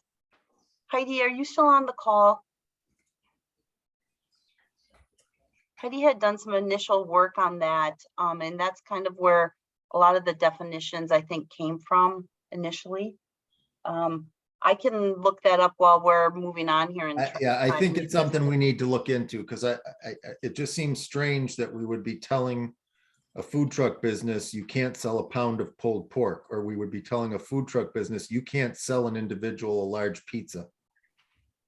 Well, then I think if that's our intent, we can change that. I mean, that's just the definition that we have or that we were working with.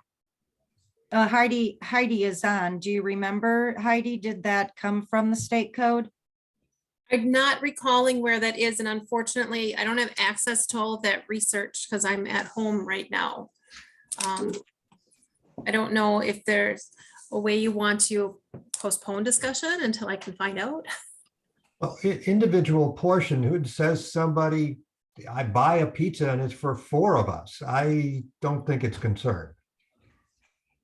Yeah, I mean, we haven't questioned it in the past. I think it meant, I think people understood that it was basically whatever you can pick up there and drive away with was what you were purchasing.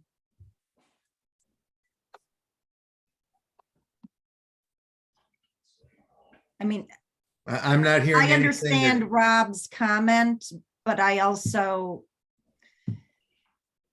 don't have a problem with it. I don't think it's curtailing somebody from selling 2 pounds of pulled pork. So are we okay with 4 parking spots? Did we have general consensus on that? Sure. That's okay with me, yeah. Okay.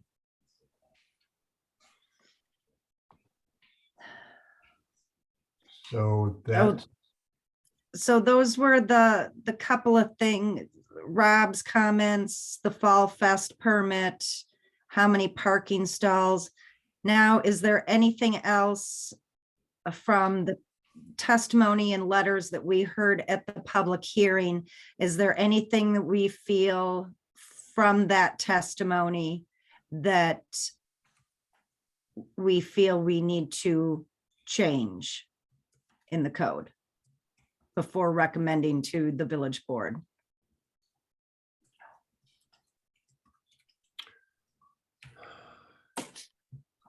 So I think we pulled out the parking, paving and all that. I'm just looking through Chris's letter.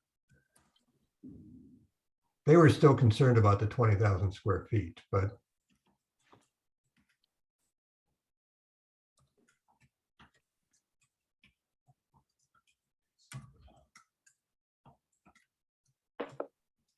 Well, you can't really have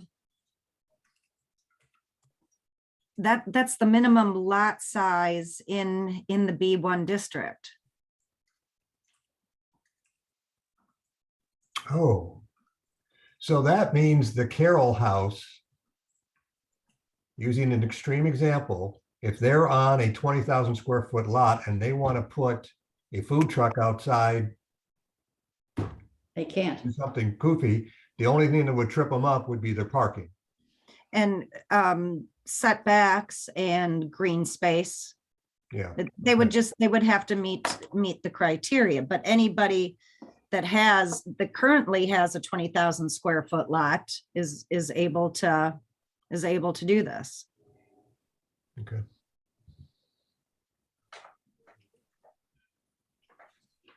And if like the Northwestern Technical Center decided they wanted to have a food truck in their parking lot, what they would have to do is make sure the building was opened and the restrooms were clearly marked.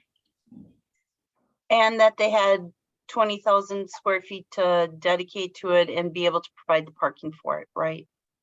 Wait, they have to dedicate the 20,000 square feet? I believe that's what we say here. Let me go back to it. That's not how I read it, Julie. Okay, let me go back to it. You could That- be right. I'm just, At A, it's, you could read that it has to be the lot, not the, well, you say a lot. If that said parcel, would that be even better? no, I think you're right. I think I'm just, It just says at least 20,000 square feet. no, the lot has to be 20,000 square feet. You're right. I'm sorry. Didn't mean to cause a panic there. But the lot has to be, you're right, the lot has to be 20,000 square feet. So as long as they had the parking and the bathrooms were available, they could put a food truck. They could apply for the conditional use permit for the food truck, Yes, right? yeah. Yep. Any other questions on the document as a whole?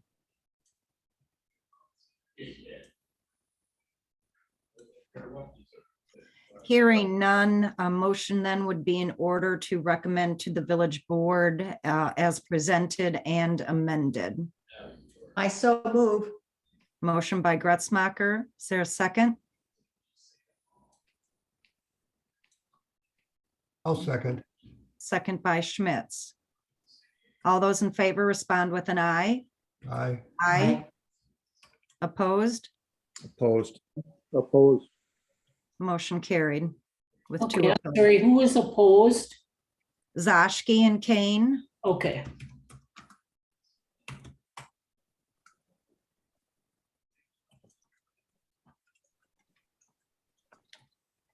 So Okay. just a note, when that goes to the board, it's gonna go with the other amendments that we had approved a while back for the actual licensing. So that'd be chapter 18. So that'll go with this when it goes to the board. Okay. So we're on agenda item 7B, correct? Draft development agreement, of LunaView, Correct. 2399 Maple Drive. Okay, So when you receive this draft development agreement, there are some areas highlighted. Janelle, can you pull up the agreement that maybe showed those areas or filled in what the colors are? Or I'm sorry, not what the colors are, but the areas Yeah. that were highlighted, what the answers, what it should be. okay, or do you just want me to say what they are? Would that be quicker? that's quicker, yeah, page Okay. 55. Okay, so if you go to section G, 1, the siding type is smart side siding. The color is charcoal, slate, and white. The balcony material is natural wood smart siding. The trim is smart siding, and that's gonna be white. The shingles are architectural 3D shingles, and the color is gray weatherwood.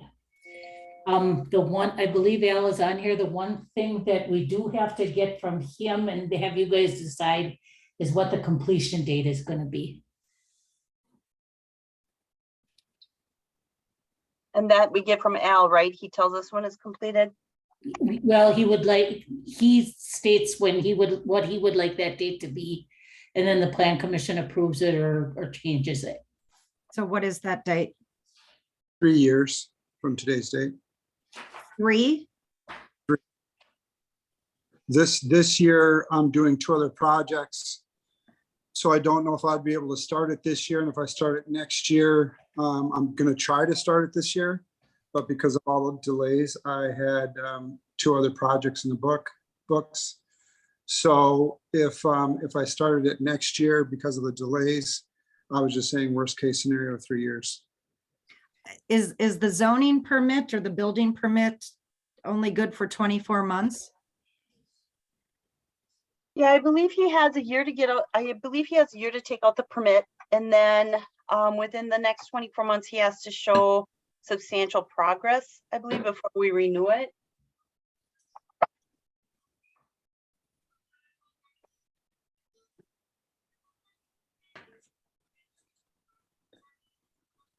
Three years is a very long time.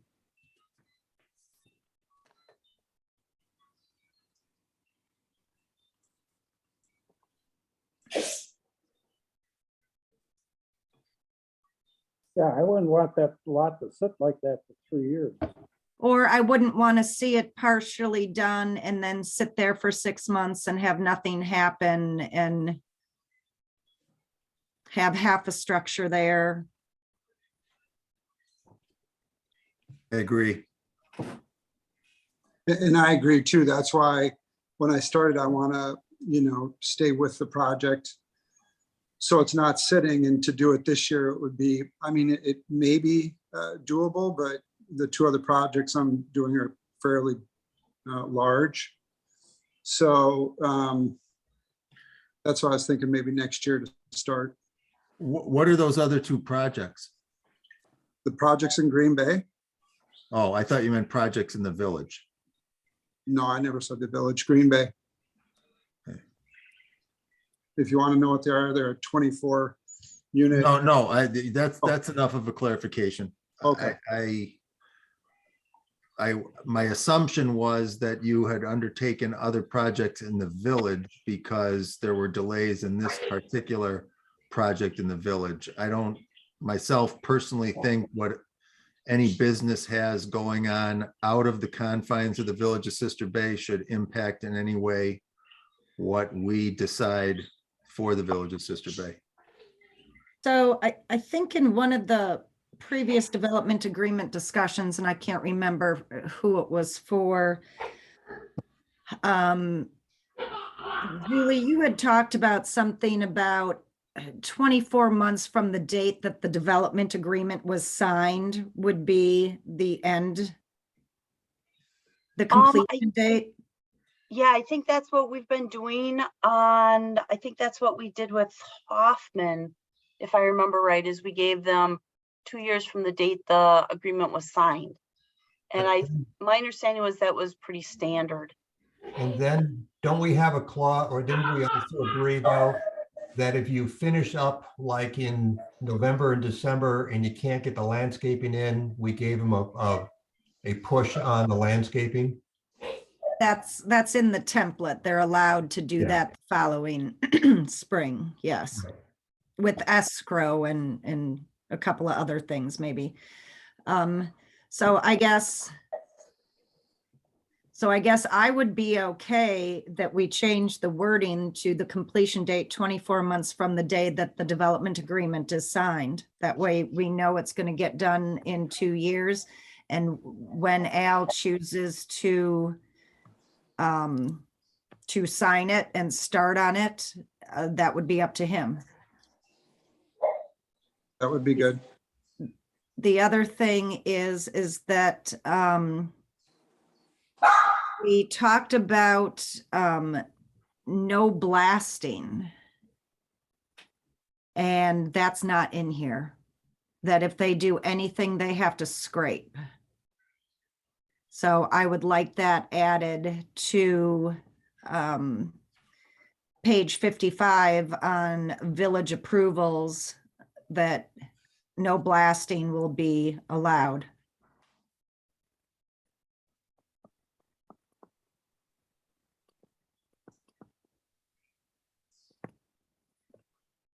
Is that fine with everyone?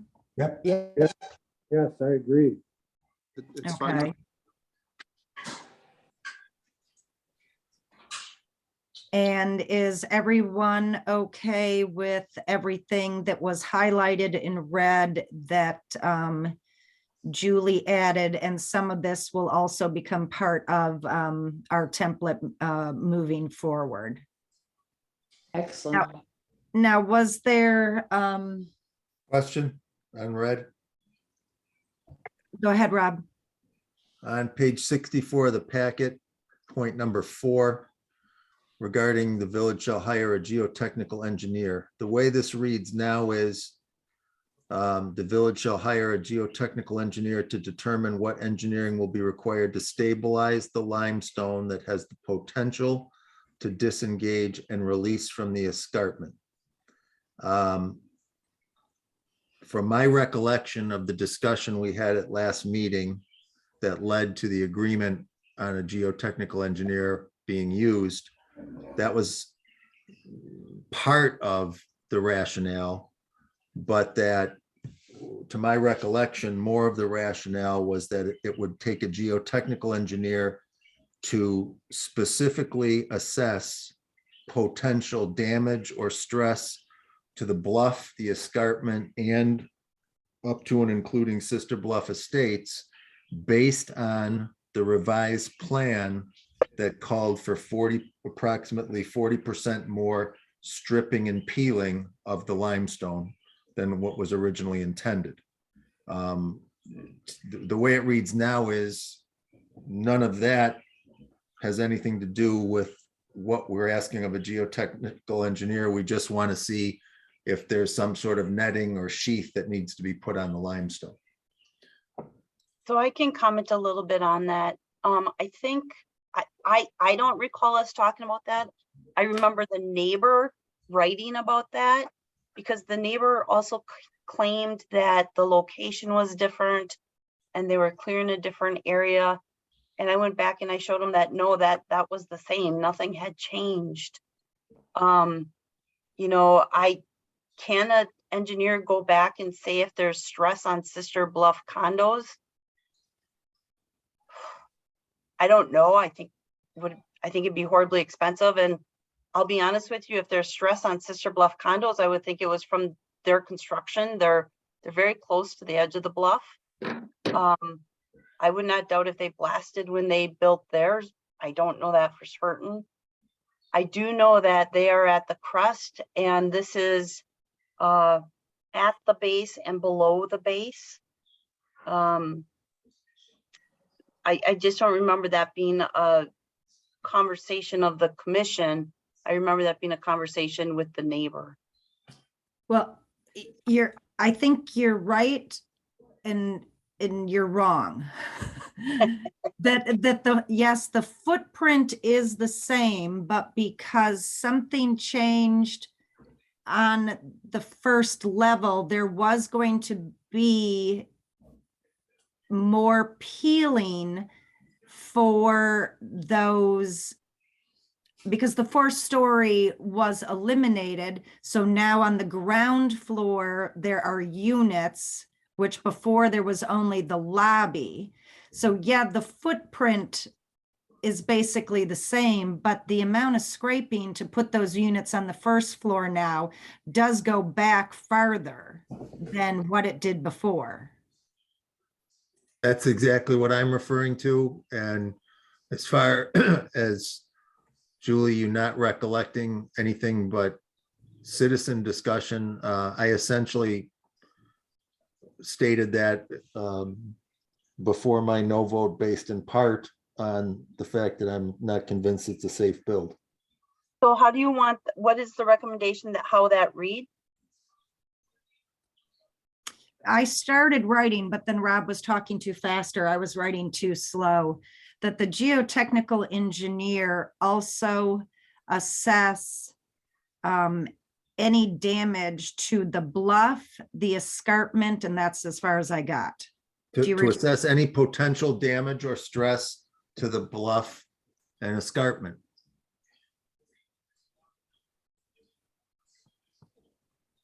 From the peeling and stripping.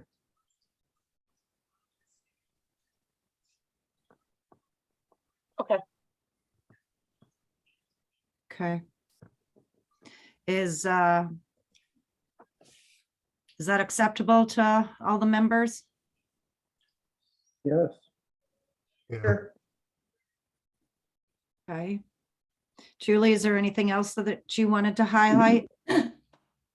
No, I think we, like I said, I thought I caught everything that was discussed, and then, put that in the staff memo, which Janelle then put in the development agreement. I thought we covered everything. So, Okay. So then would there be a motion to recommend to the village board as presented and amended? I'll make that motion. Motion by Schmitz. Is there a second?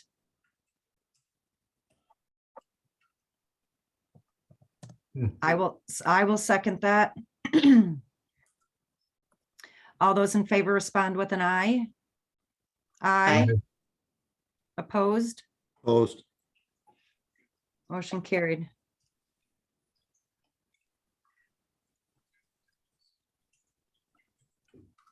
I'm just looking for the next agenda item, scrolling through pages.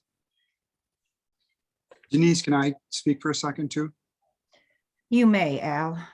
Okay, so I did a little bit of research on, blasting and not blasting, and the way the lobby and unit 101 is on the first floor, it goes into the bluff more than the units 102 and 103 on the ground floor.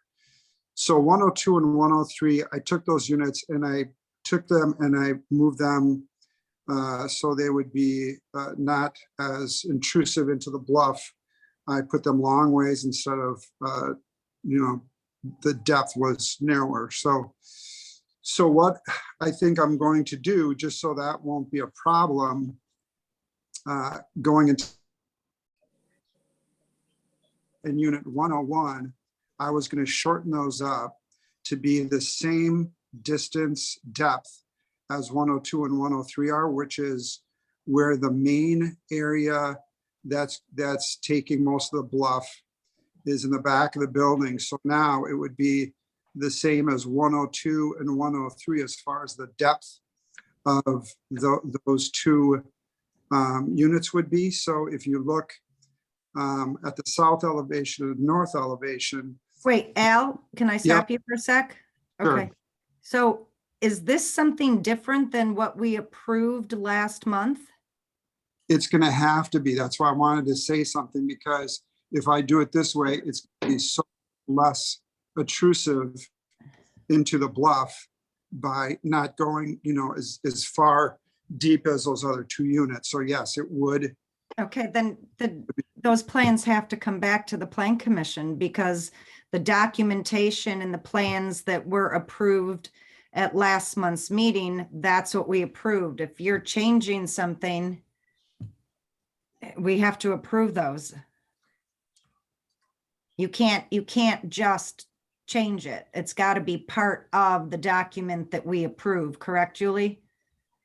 right, after it's approved, we do allow like some minor moving of walls if they have to, or some minor adjustments, but if it's actually the room layouts that are changing and the foundation plan, stuff like that, we'd want to come back and get plan commission approval.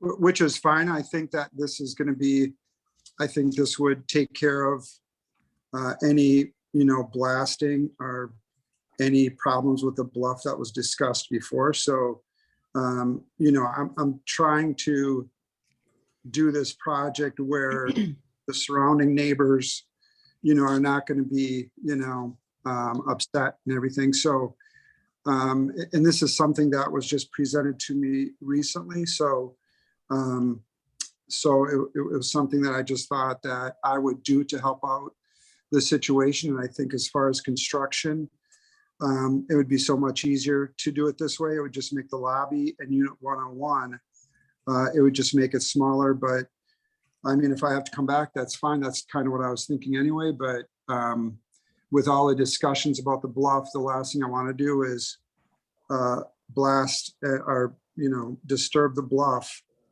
in a way that, other units around me would be affected. So if that's what I have to do, that's what I have to do. Okay, then.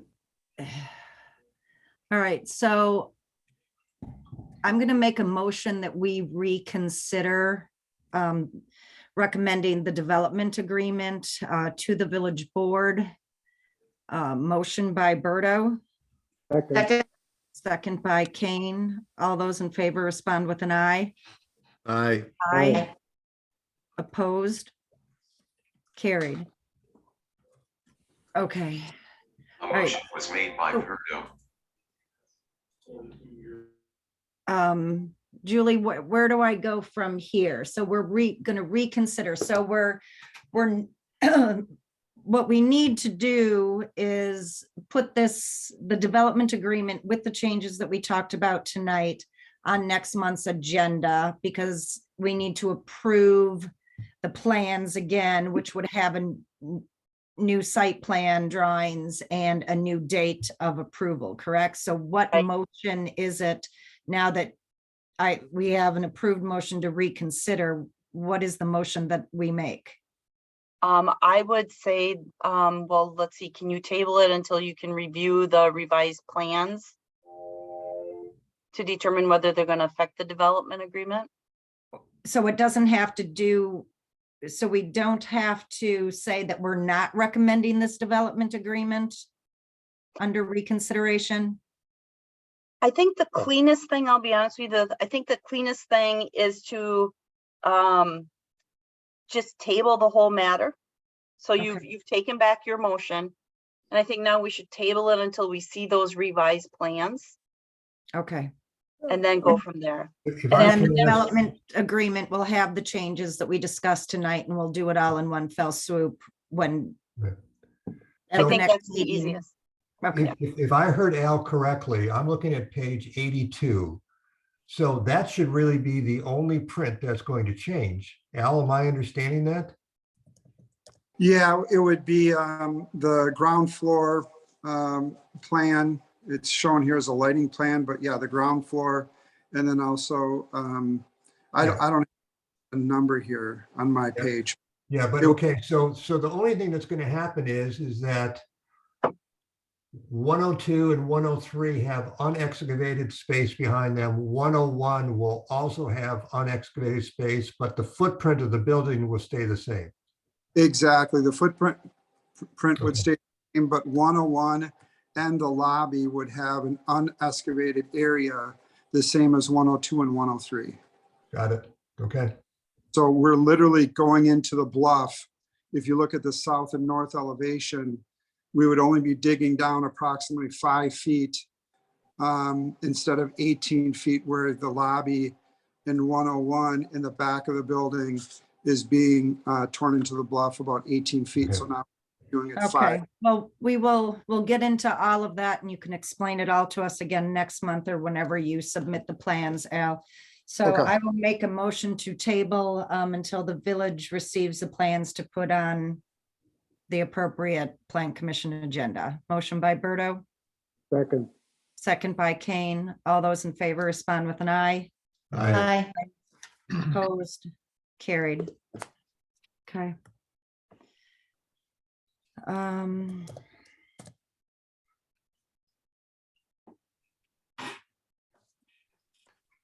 What page am I supposed to be on now? 105, I think.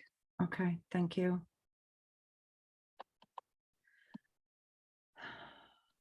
Okay. Agenda item 7C, parking plan and draft development agreement, Time Restaurant and Catering, 1211 Wine Bar and Provisions, 10339 Highway 57. Julie? Okay, so this is on the agenda because at our last meeting, we decided we wanted to look at that parking plan and see what did the owner think he needed for parking, and then look at what was proposed. And then during that meeting, we had mentioned to the owner, we said, you know, would they be okay with having a development agreement? They said yes. So we were going to draft the development agreement, but we encountered a lot of problems with the property this last month, which could impact what goes into that development agreement.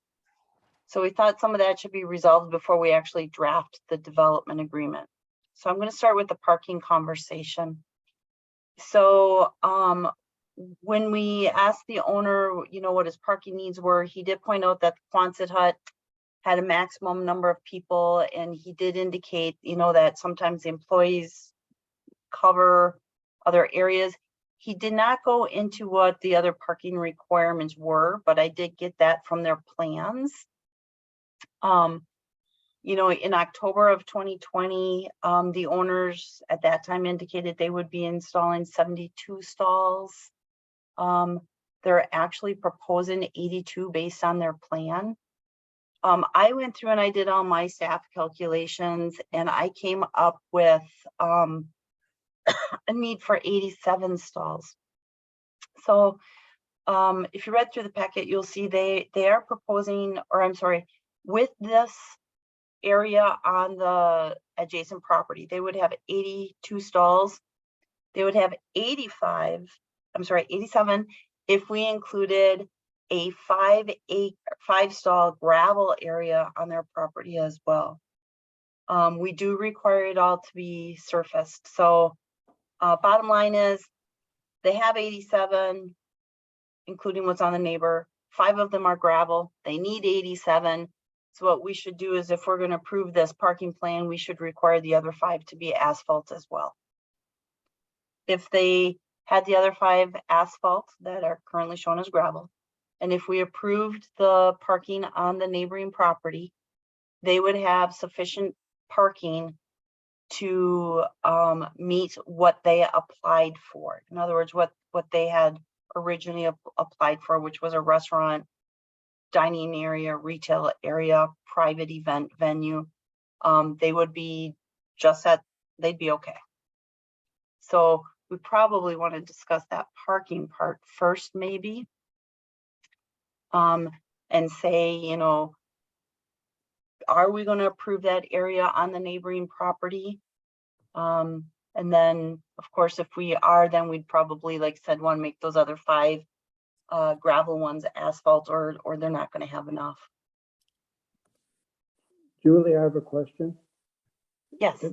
In order to meet the requirement, they have to use the property neighboring property? Yes, quite They can't meet the requirement on their own property. Right. They actually are, what's the number here? They're actually providing quite a few of them on the neighboring property. What was it? 38. I was going to say it's about 40 stalls that are on the neighboring property. 30 spots. Yeah, 30. Yeah, about half of them are on the neighboring lot.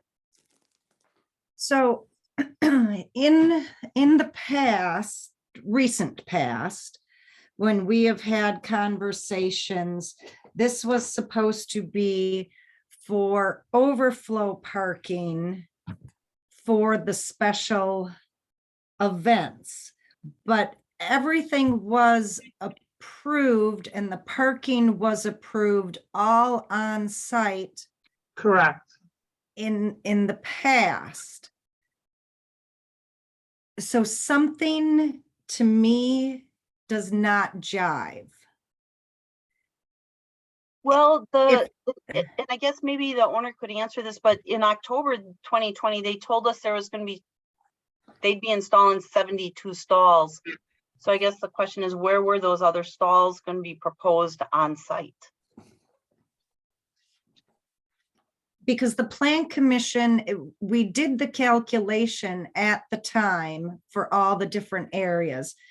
And came up with how many parking spaces were needed for the 2 residential, the wine bar, the dining room, the Quonset hut. So we approved the parking plan for all of that, which was all on site. And the last few months, now we've talked about overflow parking for special events, but yet your calculations are showing that they have to utilize all of the off-site parking just to meet the criteria. It doesn't jive that we approved one thing, did all. I the agree with calculations. Denise.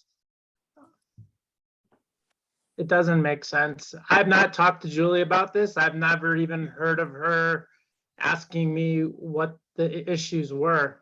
I just got an email a couple days ago about this being on the agenda, but we were approved having all the parking on site. We have 3 acres. We have over like, I don't have access to the pamphlet, but I did a very detailed square footage calculation and did it correctly. The overflow is just for overflow for when we would have a wedding where we have a hard time controlling the amount of cars per couple, per family, you know, a lot of people just driving on their own. And that's the reason we came back to you guys, is for the overflow. If we need to review the numbers again, Julie, we definitely can, but we probably should not do this in a public venue. We did, Ron, to answer your question, it was approved the way it was. We didn't add square footage after it got approved, you guys. This is an existing building. All we did was put a Quonset hut on the property. So I'll let Julie kind of take it from here, but yeah, the overflow is just overflow. It's not needed. It's not required. Okay. But we can talk about that, I guess, more in depth. So just to address your comment there, Denise, yeah, I can't say what was required in the past. I wasn't here. I don't know what calculations were made. I do know that the owner, when they came in October of 2020, said there was going to be 72 stalls. We know there's not. Okay. And then of course I did my own calculations, which show something different, but even with the 72 they said they were going to be installed, there's not 72 stalls. So there is a problem with the parking regardless. And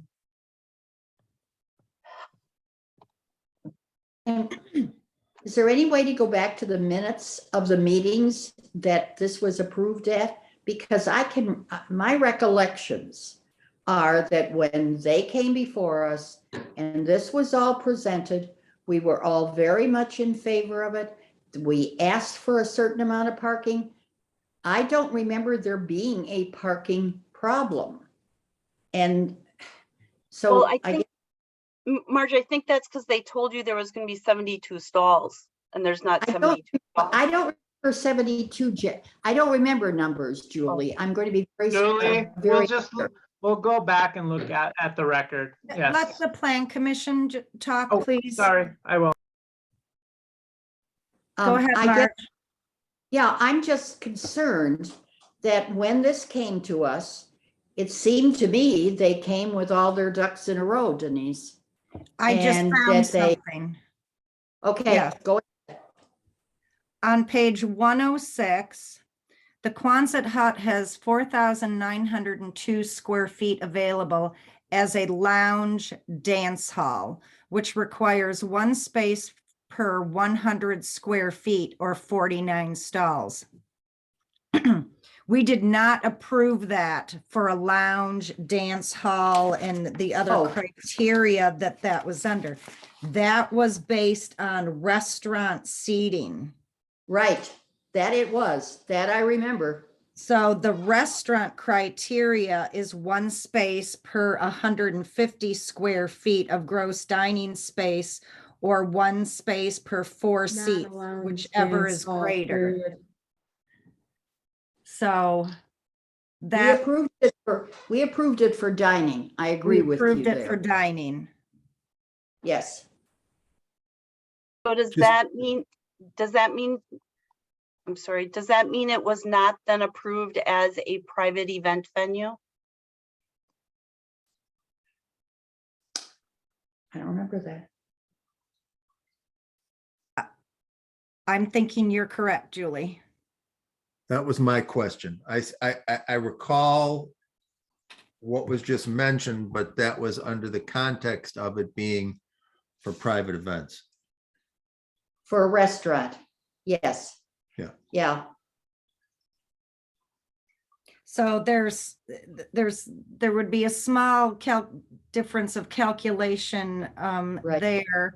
And I know, Julie, you said you based it off of that they only needed 5 stalls for employees, which I think is too few. So we need to determine what that number actually is.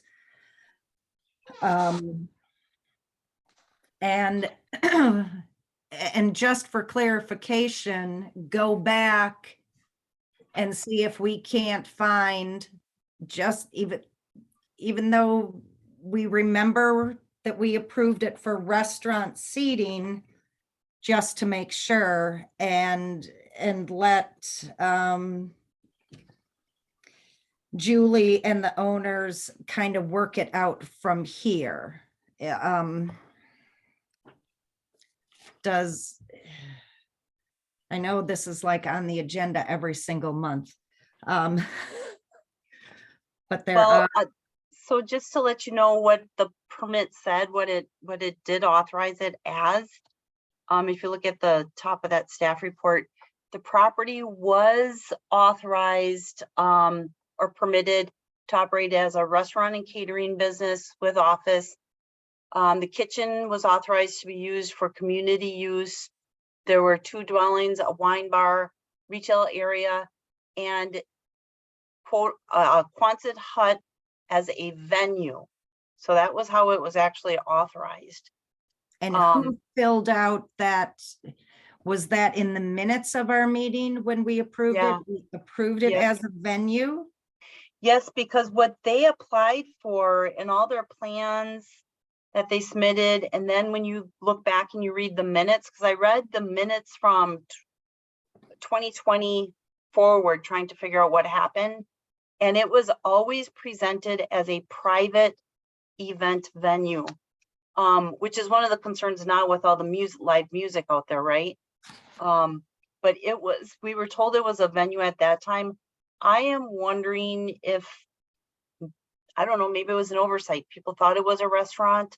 I don't know really what happened there. I can't explain it. I just know what the minutes have said for the property. Is that minutes, or did somebody actually go back to the tape of the meeting?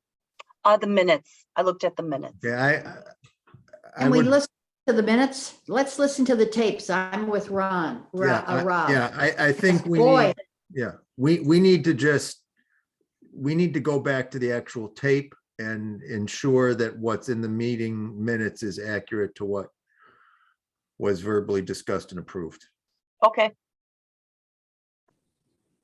Okay, so we'll Somehow set This parking grew like aside.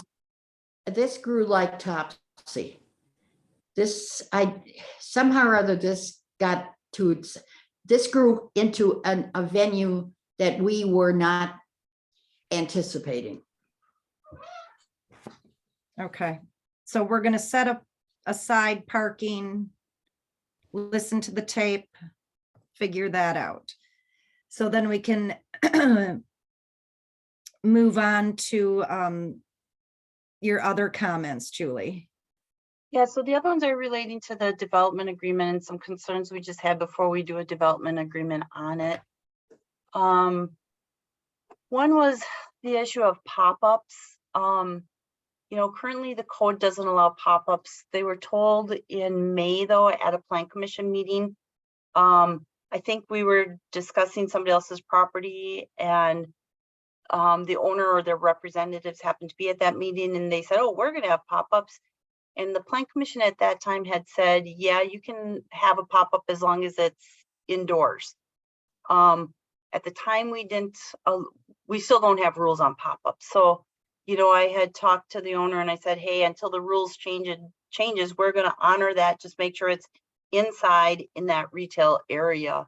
So if we're going to do the development agreement on this, we would just want to clarify that they're allowed to have those pop-ups inside only in the retail area, which is a pretty easy fix with the development agreement. And when I talked to Tim, he seemed to be okay with that. And Well, then would it be limited to the current retail area or the restaurant? I think it should be limited. He was told it had to be to the retail area. And I think it would have to be to the retail area. And I'll be honest with you, if you're doing a pop-up in a retail area, is it really any different than a retail area? I mean, whether you're selling stuff on a shelf or stuff somebody has brought in there, I don't think it really matters. The one thing that's really interesting though, is when you're looking at pop-ups and some of these other vendors that come in, we do have a direct sellers ordinance, which says you can only sell goods produced by somebody made in Sister Bay. So when you go to a festival or an event, or if they're going to have a pop-up, they can't be letting stuff from somebody from Bailey's Harbor in here, right? It can only be Sister Bay stuff in there. And we'd want to make sure that's clarified in that development agreement again. I mean, that's in our municipal code. You mentioned at a You- festival. So are you saying that, so festivals would have to adhere to that, is what you're saying, Julie? Let me check real quick. Let me just pull it out. Make sure I got the. Because if that's the case, then all of that entire wing of Fall Fest where all the artists from around the Midwest come in would not be allowed. And Yeah, that, let me just see how it's worded. No, that doesn't. And if you could forward that to the Plan Commission just for our understanding and just reading it, that would be helpful. Sure. To answer the question real quick.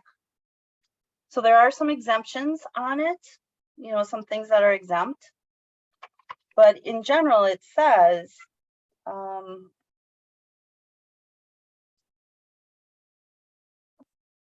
sorry. No person other than a permanent merchant shall engage in direct sales within the village except as set forth in this article. And it defines a permanent merchant as a direct seller who, for at least 1 year prior to the consideration of the application of this article to such merchant, has continuously operated an established place of business in this village or has continuously resided in this village and now does business from his residence, which business is allowed by Chapter 66. So it's always been illegal.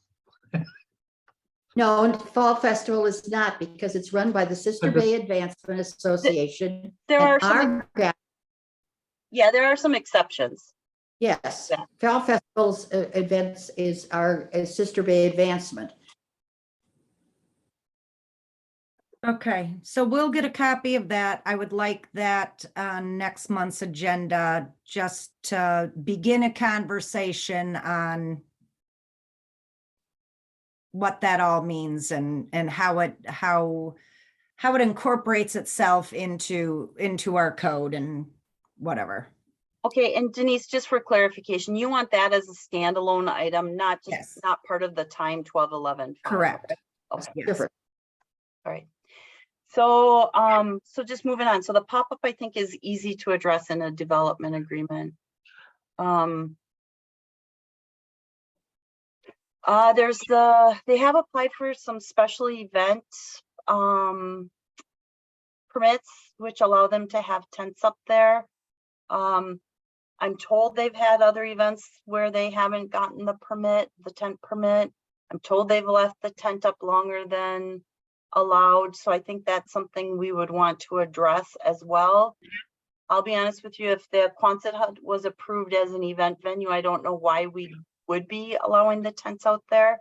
But that's just something I think I would need clarification on. Because if you have the event venue, why do you need the tent?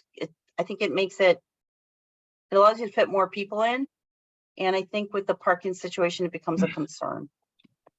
The tents were done just because it wasn't an enclosed structure and they were worried about weather. We're trying to enclose the in the future. So that was why that was done. Once again, without a- So, and then we go on to the thing with the housing private events. So the application talked about how this would be a private event venue. We've had live music out there. It has been weddings. There's been I weddings. think, I think we need to let the administrator and the commission make their points without interrupting them, please. Yeah, there has been live music out there. I know for a couple Thursdays in a row, there's music. I don't know if it's on weekends, but it's live music that's open to the public. So it's not a private event venue. It has become more where they're also allowing entertainment to the public. So the use has changed from what we originally authorized. Again, that triggers the noise complaints, that triggers the issue, is there enough parking? So that's something that we need to look at as well with this development agreement. It seems like it has morphed a little bit from the original intent or what they told us the property would originally be used for. And then the lighting, we recently heard about the lighting, that it's bright, that it's not casting light downward, that it's actually going out and up into the sky. That's something we'd want to condition as well. I did look back at the original plans from 2020 to see what was approved, and they did show fixtures whose light would use hood and lens that would cast the light downward. So when it was originally approved, I think everybody thought that it would be okay. I'm hearing it's not. I have not went out there and looked at it myself, but that is something we would want to address in that development agreement too, is to reinforce the fact that they have to be using hood and lens that cast light downward. And so there is no light trespass into the night sky or onto adjacent properties. And then signage, we've had some trouble with them with signage. I think we just have to make it clear they've got their one sign out front and be done with it. That's it. To keep chasing sandwich board signs and issuing citations. I mean, we have a sign code. People know what it is. I think we just have to be clear on this one to say there's just no additional signage allowed, period. And those were the comments that I had as far as concerns for a development agreement. Okay. So do any of the Plan Commission members have any issue with the topics that Julie brought up that she would like to incorporate into a development agreement moving forward? No. Okay, so then you can incorporate that into the development agreement, and whenever that's ready and the time is right, we will review that and address your specific wording as you present it. Okay, do we want to address the parking situation first? So maybe the parking at next month's meeting and then the development agreement? At the following? At the December. Whatever you think would be Okay. best, yes. All right, okay, we'll do that. Okay.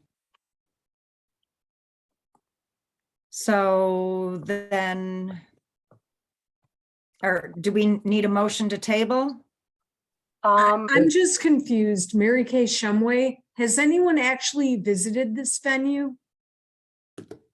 Yes, Has anyone gone on site to 1211 or the Hoop House or Time I've from not the been there while commission? they were open. I've been there. Thank you, Ron. been Anyone there. else? I've been there. And did you check out the parking? Did you check out the facilities? I've checked Mary out Kay, some of that, them. I don't think that's appropriate commentary No. for Plan Commission. I'm sorry. It's very valid, Denise. I'll stop. This Thank this you. is. Mhm.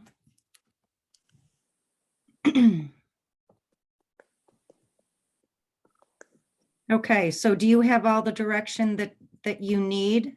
I do, yep. Okay, all right. And did you say we need a motion to table? No, I think we can just leave it, Okay, leave it until we just come back. I think by consensus, we have the direction. okay, I didn't hear anybody opposing it. okay. All right, thank you. Agenda item number 7D, road name for the Mosaic Development on Cherrywood Lane.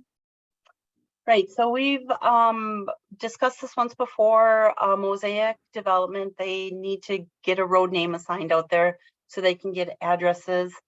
If you've driven past there, you see that they've actually started construction now, so they're moving right ahead. At the last meeting, we discussed some names they came up with. I think it was South Sister Shoals Drive or Sister Shoals Drive, and it just got very long. It was difficult to say. It ran up against that 18-letter requirement that we have. So she has proposed shortening that up to Shoals, Shoals Drive, or if we don't like Drive, it could be Court, but just the short name of Shoals is what she is going with. So is what she's asking for approval on. You'll see in the packet, it's asking for approval for Shoals Drive. She is open to suggestions. She just needs to get something approved so she can get her addresses assigned. Well, it's more of a court than it is a drive, isn't it? We can put Court, which is fine. She'd be okay with that.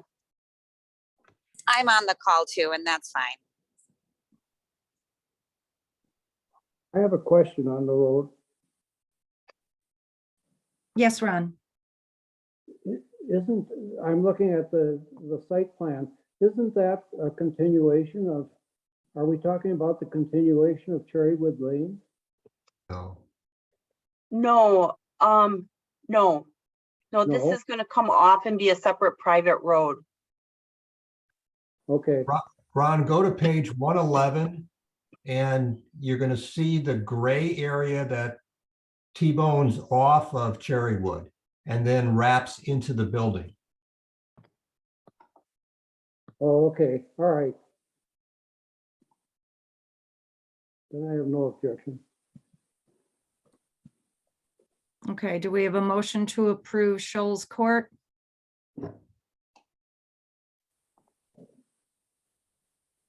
So moved. Motion Second. by Schmitz, second by Kane. All those in favor respond with an aye. Aye. Aye. Opposed? Carried. Item No, number, excuse me for interrupting. It's been a while since we've had a new road name. You want to make that recommendation to the board, right? if that's what you're telling me, Janelle, that's what we did. Okay,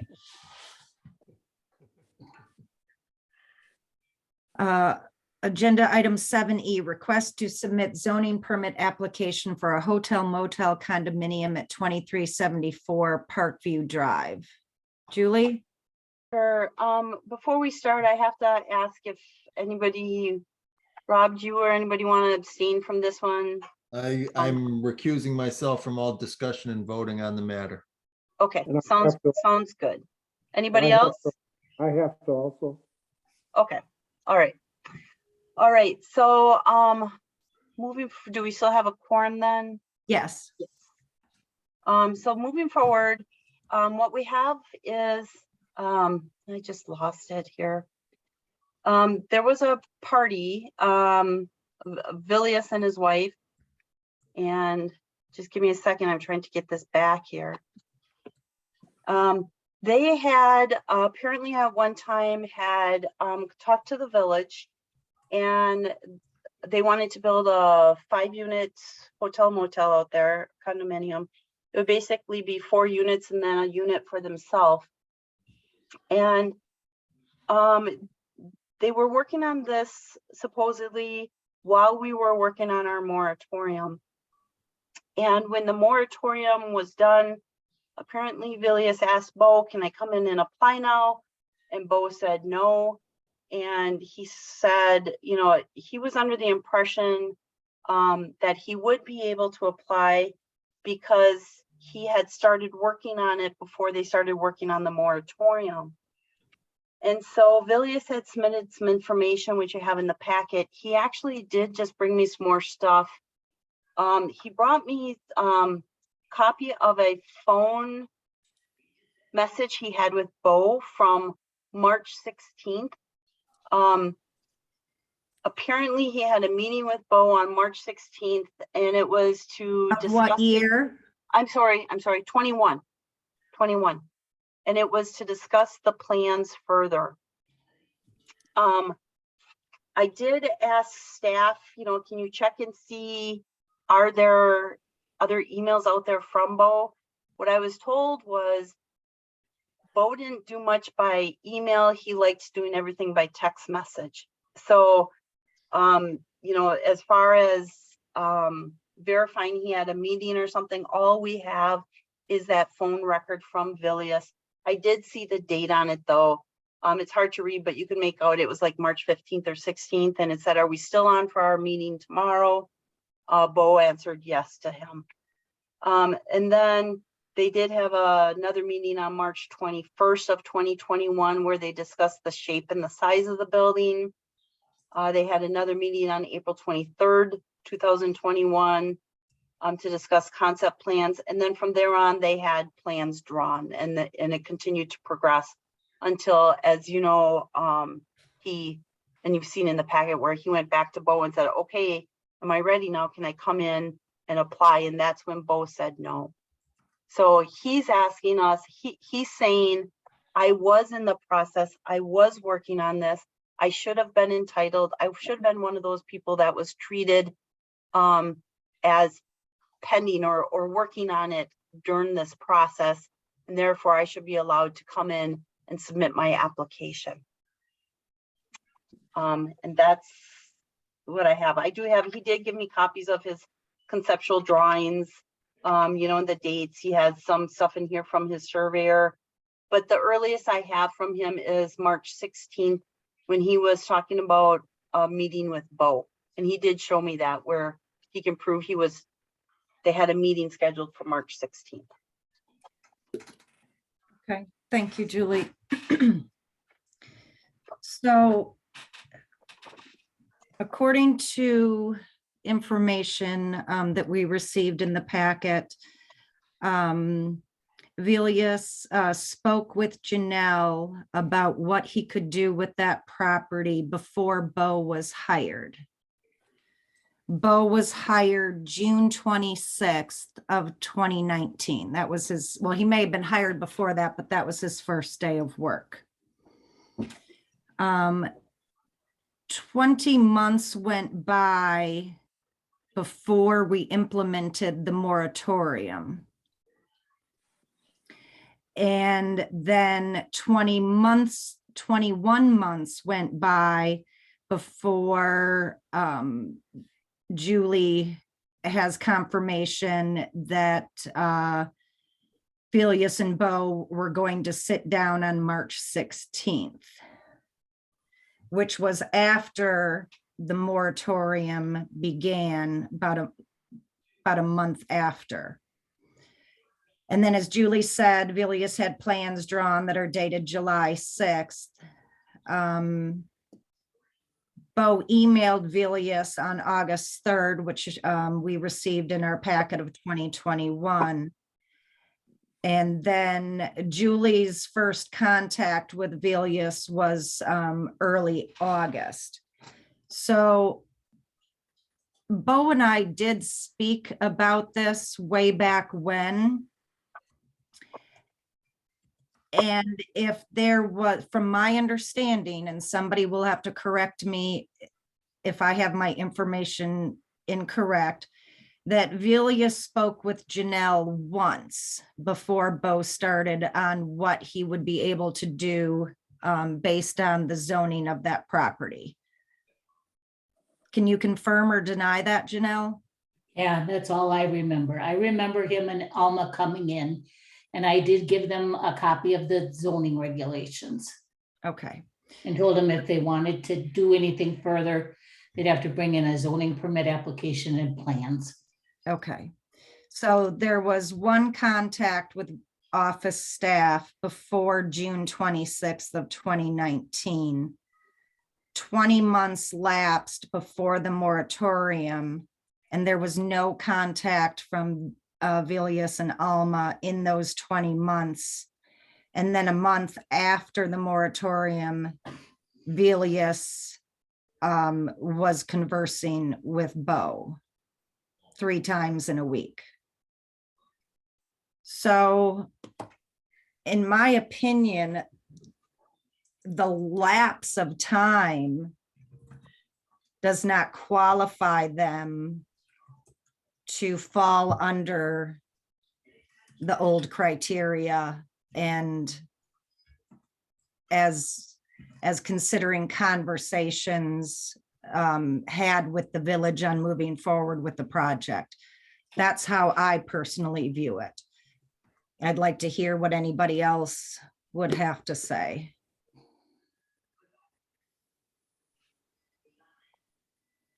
This does sound different than Luna View.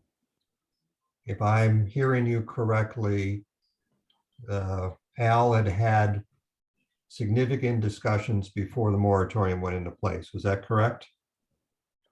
That is correct.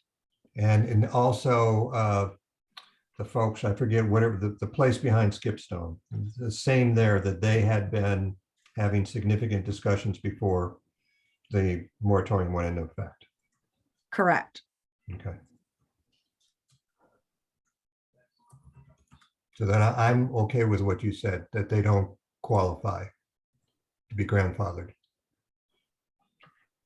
I agree with your assessment, Denise. Okay.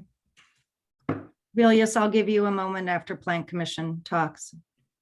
Sure. Anybody else care to comment? Okay. Vilius? I did have one of the members of Planning Commission to go out with me on the site and look at the property and also discuss with me what could be built and developed in there. When I talked with Bo, the moratorium was going, I was told by Bo that it's only temporary moratorium. It will be only 6 months because we cannot handle the load of how many people are applying.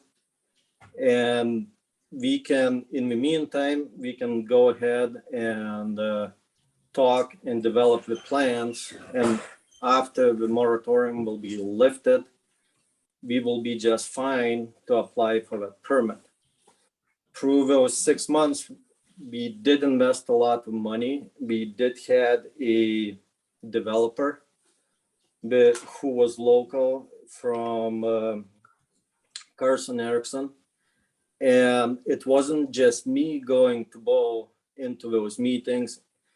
Carson Erickson representative and owner Craig was always with me. And I do have all the notes he took and I took during those meetings. So I was definitely in impression that this is going forward. Yes, I do remember you being at some of the meetings. I do remember you speaking specifically when we were discussing removing the hotel motel aspect in the transition district. And you stated that by doing that, the Plan Commission would be rendering your property valueless or something to that effect. I do remember that. A Plan Commission member with you visited the site? Correct. Okay, do you want to say who that Plan Commission member was? If I will need to do it later, I will do it later. As of right now, I don't want to speak about it, but I'm just mentioning that visit like that was done and the site was viewed. Did this person represent themselves as representing the plan commission, or did they just happen to be on the plan commission?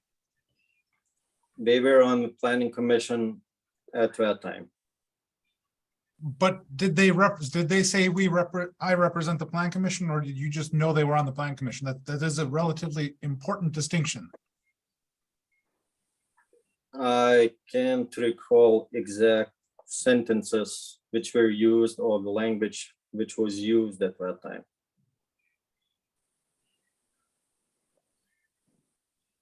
Okay, I guess from my opinion, then that has no relevance if somebody was on the plan commission or not, other than it being highly inappropriate.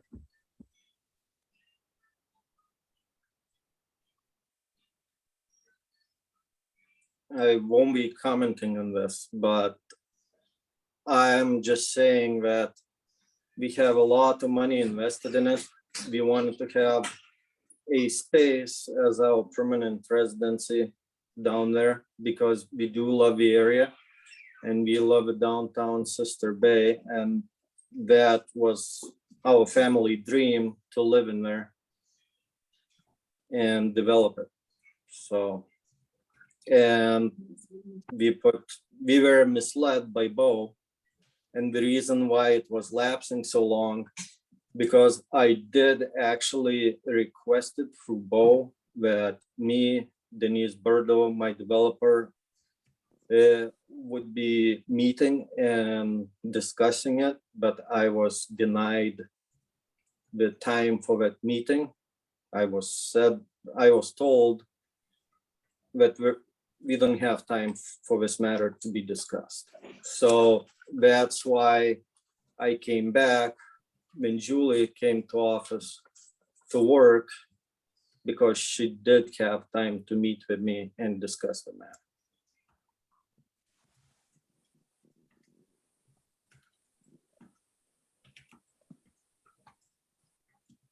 Thank you, Valius. I just feel like I was misled and not treated fair. Thank you guys for your time. If I may speak, I was called out as being inappropriate. I was not. I was approached by Vilas and Alma and asked to explain the moratorium on condominiums, which was done. They then told me that they went back to the village. Perhaps you can,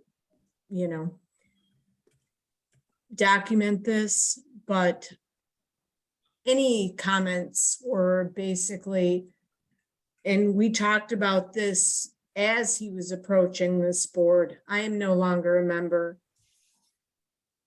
What did I say to you? And that was basically, is there a moratorium? Yes. Where do you need to go? Back to Bo, back to Janelle. I've already talked to Bo and Janelle. Okay, well then speak to them again, speak to Denise. That's all. I don't appreciate that. That is all. Thank you.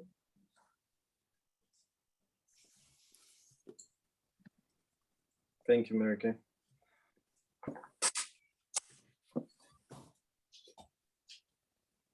So do we need a particular motion, Julie? Yeah, we're gonna have to take a motion to either process an application or not process an application. And I think we would probably want to give a reason why.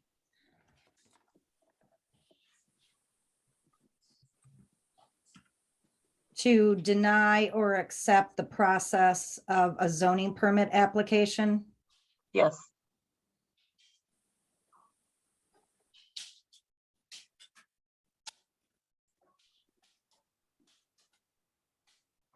Okay. I'll make a motion. We'll see where it falls. I will make a motion to deny the process of a zoning permit application for 2374 Parkview Drive based upon the facts and the timeline that I have presented along with Julie this evening. Motion by Berto, Second. second by Bell. Is there any further discussion? All those in favor respond with an aye. Aye. Aye. Opposed? Motion carried.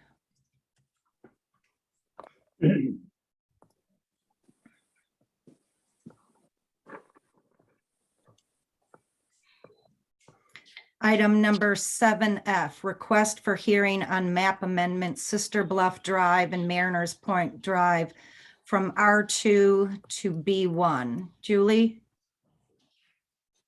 Yeah, I don't know what's going on with my computer here, why I'm losing stuff, but so what we have is somebody has made an offer to purchase the property at Sister Bluff Drive and Mariner Point Drive. It's a corner lot. It's currently zoned R2, and what they want to do is put out build 4 little rentals out there that would be short-term rentals. Short-term rentals are not allowed in an R2 zoning district. So they would, they're asking that they be allowed to rezone the property to B1 so that they can be rented out on a short-term basis. What's interesting about these map amendments is the owner has the right to submit it. So, we don't have to give them their blessing to move forward. What we do is we try to, my understanding is the Plan Commission likes to review these before they're submitted to possibly give direction to the applicant, and then also to give them a date of when it could actually be processed.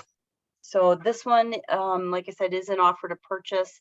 So I believe if I remember right, they need a decision from the board by December, I think, the December board meeting. So, if we're going to hear this, we'd want to hear it at our next meeting. So their offer is still valid so that we don't cause a problem with it. I suppose they could always extend it as well, though, if we can't have a hearing next month. But that's the situation on this property, and that's really all I know about it. Julie, or if you're having computer issues, can somebody, just in case not everybody pulled up the county map to know exactly what parcel this is, can we get that up on the screen? Actually, I had Janelle, gave Janelle a PDF. She's going to try and pull it up. Okay, thank you. So if I understood your explanation, did I understand you correctly, Julie, that whether or not the Plan Commission would offer any yay or nay to this idea, legally, a map amendment can be taken, driven to the board? Yes, actually, legally, anybody can submit an application. So they can submit it. Not, like I said, I think the reason why we bring them to the board first is to just kind of get a feeling, maybe a recommendation, and then set that date. But you mean bring it to Plan Commission first? I'm sorry, Rob. It's to the Plan Commission. Legally, they have a right to submit that application for the text amendment. Heidi? Is it working? Share the screen. That would be in the office share. I can't share because I'm recording. Thank you.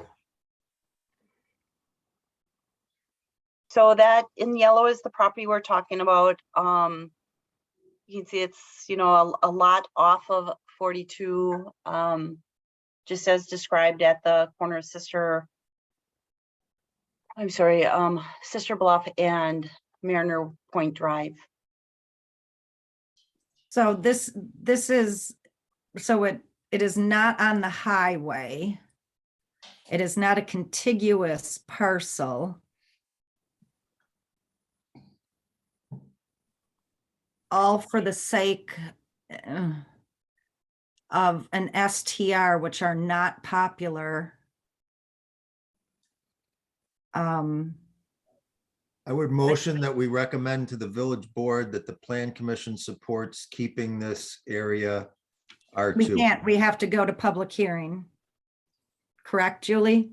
Right, right. He wants to submit his petition for text amendment or for map amendment. And our policy, I guess, is we discuss these a little bit beforehand and set the date for him. So if we have some comments we want to give him, I'm certainly willing to give him those comments. And then we'll see if he proceeds with it. Well, then. I am not in favor of it. Yeah, it sounds like what you're saying is if we want to offer comments as to, comments would be in relation to, what the board might, if this is a public hearing and then a board issue, I'm not sure what the value of comments from the plan commission that at this time are. It should just go to public hearing and then go on to the board. If legally he can pursue it up to the board level. I'm not reading anything in this recommendation that says the owner would not proceed with the project if the plan commission is not in support of it. Yeah, I'll be honest with you. I'm not in favor of it coming to the planning commission before they submit the paperwork. I don't like that. I've never heard of that. I question whether it's being reviewed before they actually have that opportunity to present it, but that's what we do. I think, like I said, I think the reason is for just what we're talking about. So he can hear, hey, they were not in favor of this. I don't think it's going to fly. I think you're wasting your money. Maybe that's the purpose for it. I don't know, Ron, maybe you know a little bit more on the history of some of that. No. No. But It's so seldom that this happens that we deal with rezoning. I can't. I don't believe it's in the best, as a member of the plan commission, I do not believe it's in the best interest of the village to rezone anything in the R2 in a manner that allows for short-term rentals in the area.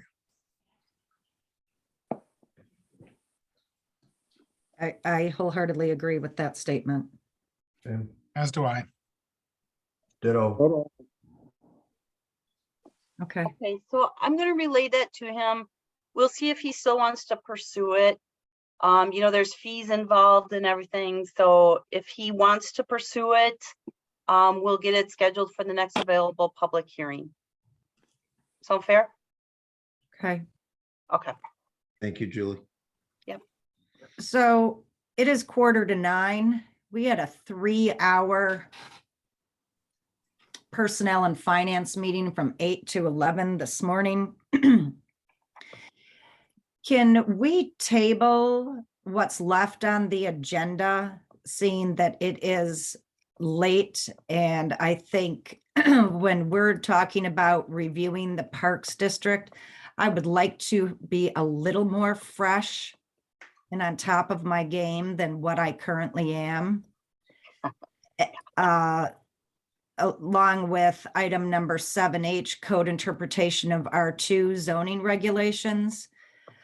Agenda 7I, building inspections and fees, privatized service. I'm sure everybody reviewed the zoning violations report, so we don't need to comment on that.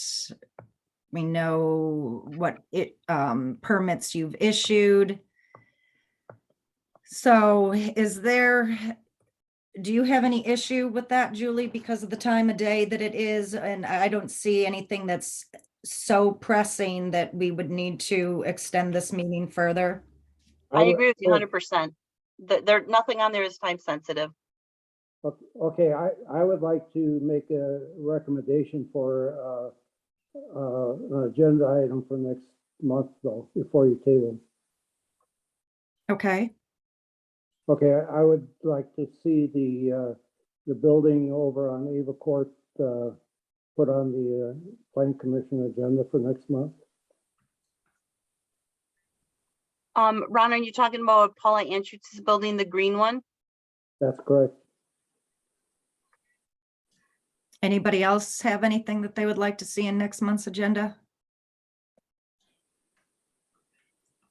Okay, so then I'll make a motion that we table those specific items that are left on the agenda as stated until next month's meeting. Motion by Berto, Second, second by Kane. All those in favor respond with an aye. Aye. Aye. Opposed? Carried. We know when our next meeting is. We've talked about,